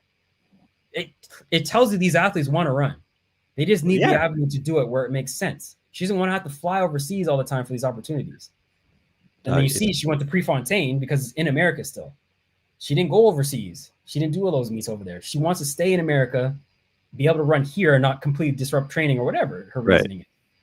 But that's another thing that people underrate is like, you got to take out the positives of what we got from Grand Slam. And one of them is getting Sydney, one of the greatest athletes the sport's ever seen, to sign on and do these meets and actually show up. Like the narrative around her was, oh, she doesn't like to compete. She ducks, or not duck, but like she doesn't like to run a lot. Mm-hmm. She doesn't support the sport. No, she does. She just doesn't want to do it in the way that it's presented right now. Exactly. Maybe they didn't meet her budget, or maybe she doesn't want to go overseas to do it. You bring opportunities and the athletes show up. I think Sydney, I'm sure I've seen her. No, actually, I don't want to put her in what I think she said, but I think that Sydney just didn't feel like competing at the Diamond League was up to standard or up to a certain standard. I don't think she thought it was worth the trip to deal with some of the things within the Diamond League. She's not the only one. Right. I think she saw this. There was some prestige to it. Yeah. It was reputable in a way where, you know, you're flying local, but not only that, you're flying at least business class. You know what I'm saying? You're gonna have your own. You're not having no roommates. You know, I was sure she never had any roommates anyways, but everything was at a level, dog. And I think she liked the fact that it was local and that you could get to the local public, because it's important for it to grow in the States, really. Yeah. For it to really cross over. Yeah. I don't know, man. I mean, yeah. Well, we'll see, man. I think. I mean, it's still fairly early. Yeah. I'm sure he'll figure something out, man. All right, let me run through these last little comments and get out of here. We're almost at 3.5 hours. This is crazy. Yeah. What season should they place ATHLOS? I don't know what that means, but they're having it in October and they're having it next year. So I think if you're saying what time of the season, they should have it throughout the year, like they're planning to do next year, not in October. Like that's just a waste. And they asked the question specifically, in what way do you think you can save track and field? Okay, yeah. So he responded in the way he should, and people clipped it and took it out of context. So if you're asking the question, what do you want him to say? If they can show curling and cricket on TV, they can show track events. True, but I don't know. Are they showing curling and cricket in a way that's more entertaining? Because I've seen darts on TV, and it was hella entertaining. Exactly. So sometimes it's not the sport that matters; it's the way that it's presented. Exactly. Changed my mind about ATHLOS. Some friends who don't care about track saw the comp last year, hit me up, and now following. Main focus got to be outsiders. That's why Grand Slam finishes. All right. I mean, if that's what you're saying, that's dope then. And we need more of that. I still don't trust Dude, but if we keep doing the same things, nothing will change. I agree. I think something between Grand Slam and ATHLOS would be ideal. MJ wants to keep things super traditional, and Alexis didn't really get the essence of the sport. It's just showcasing the athletes. Yeah, I think if they came together, Michael Johnson has the expertise as a former athlete, and now he's got some experience with what worked with Grand Slam and what didn't. And then Alexis can come in. He's got the money. He's got the backing. He's got the narrative of, you know, women only, whatever. If they came together, I feel like they could do something. They could, you know. As a track fan, I really love Grand Slam and generally want it to work, but we need to be realistic about today's world and the new generation of viewers. Yeah, I'm being realistic. I'm not saying that track and field is going to be bigger than the NFL, bigger than the NBA. I think that's far-fetched, but I don't see a good reason why it can't be on par with UFC, with golf, tennis, boxing, tennis. Why can't we be on board with that? And if if that's what we become, trust me, there's a lot more revenue coming into the sport because those sports make bread and people watch it. It's showcased. It's done well. You know, it matters. Their championships matter. It's not just about the Olympics and that's it. And nobody cares and they go away for 4 years. Like, no, like they tune in, they have their stars, there's money, there's sponsors. Like, we can get there. I truly believe that. And that's not me just being a track and field biased guy. I believe there's money to be made. We just have to do it the right way. We have to try new things. Anyways, yo, that's the last comment. We got to get up out of here. We're right about 3.5 hours. Yo, what time is it there, bro? That went by fast, yo. Yeah. It's like 4:30, but I'm not. Yeah, it was good. Yeah, I'm have to get used to good content. Yeah, hell yeah. This is you can bear stuff out of this, yo. Yeah. I'm gonna have to get used to this time anyways, though, because. Oh yeah, watch races. Yeah. Yo, races start soon, huh? Start in 2 days. Yeah. Starts on Saturday. So right now it's 4:30. Actually, I think the competition would just be finishing right now. Would it? The morning session. Hold on a second. Let me check. Right now, it's 12:30 p.m. over here. 12:30 p.m. So we'd be in intermission. Yeah. So actually, this is when I'd be trying to get some sleep. Yeah. Yeah. Anyways, I would have been up. Like and subscribe. Follow the Track and Field Network. Follow Anson Henry on Instagram. Follow him on YouTube. He's got good stuff coming out. He's got new stuff dropping. I got new stuff dropping. I'm going to clip down a lot of this. This is a really great commentary. Appreciate my guy for coming out. We got a couple more comments. Let me just run through those real quick. Only relays make track exciting. Without pro relays, pro track would be boring. I feel like relays are an underrated thing, and I'm going to have a future video on that, but I feel like we should incorporate that more into pro races. I feel like people love relays. They do. Gout. I don't know why he's saying that. Awesome. Enjoyed you guys. Appreciate you. Hey, thanks for the comments. You came with some good stuff. At this point, MJ needs Turkey as a sponsor since they have the capital of pro champions. Hey, man. Turkey, Dubai, whoever that Middle Eastern money come through with that oil money. We'll take it. If we had a live track and field like they had live golf, hey, man, it is what it is. Great commentary. Thank you, Dwayne. And then Coach Monza came back with the world record talks. Let's highlight. Wow. Just stop it. Anyways, y'all, if y'all stay to the end of this video, y'all are real ones. Track and field commentary. We need more of this, man. Track banter. We're yappers, bro. We can go on for like 5 hours. But trust me. We bring the comments and people show up. So we'll continue to bring more content for you guys. You guys subscribe, comment in the comments below what you guys want us to talk about in future videos. We'll have that Pulse Worlds live again. I don't know where we're going to do it, but at some point we'll have our live. We'll talk about who's right with our picks. We'll have those push-ups live on camera.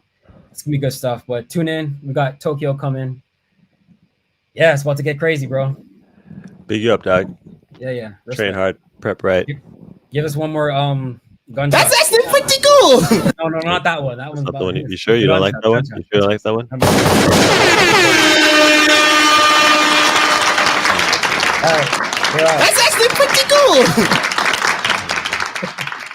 All right. We're out of here. Like and subscribe. Peace. Respect.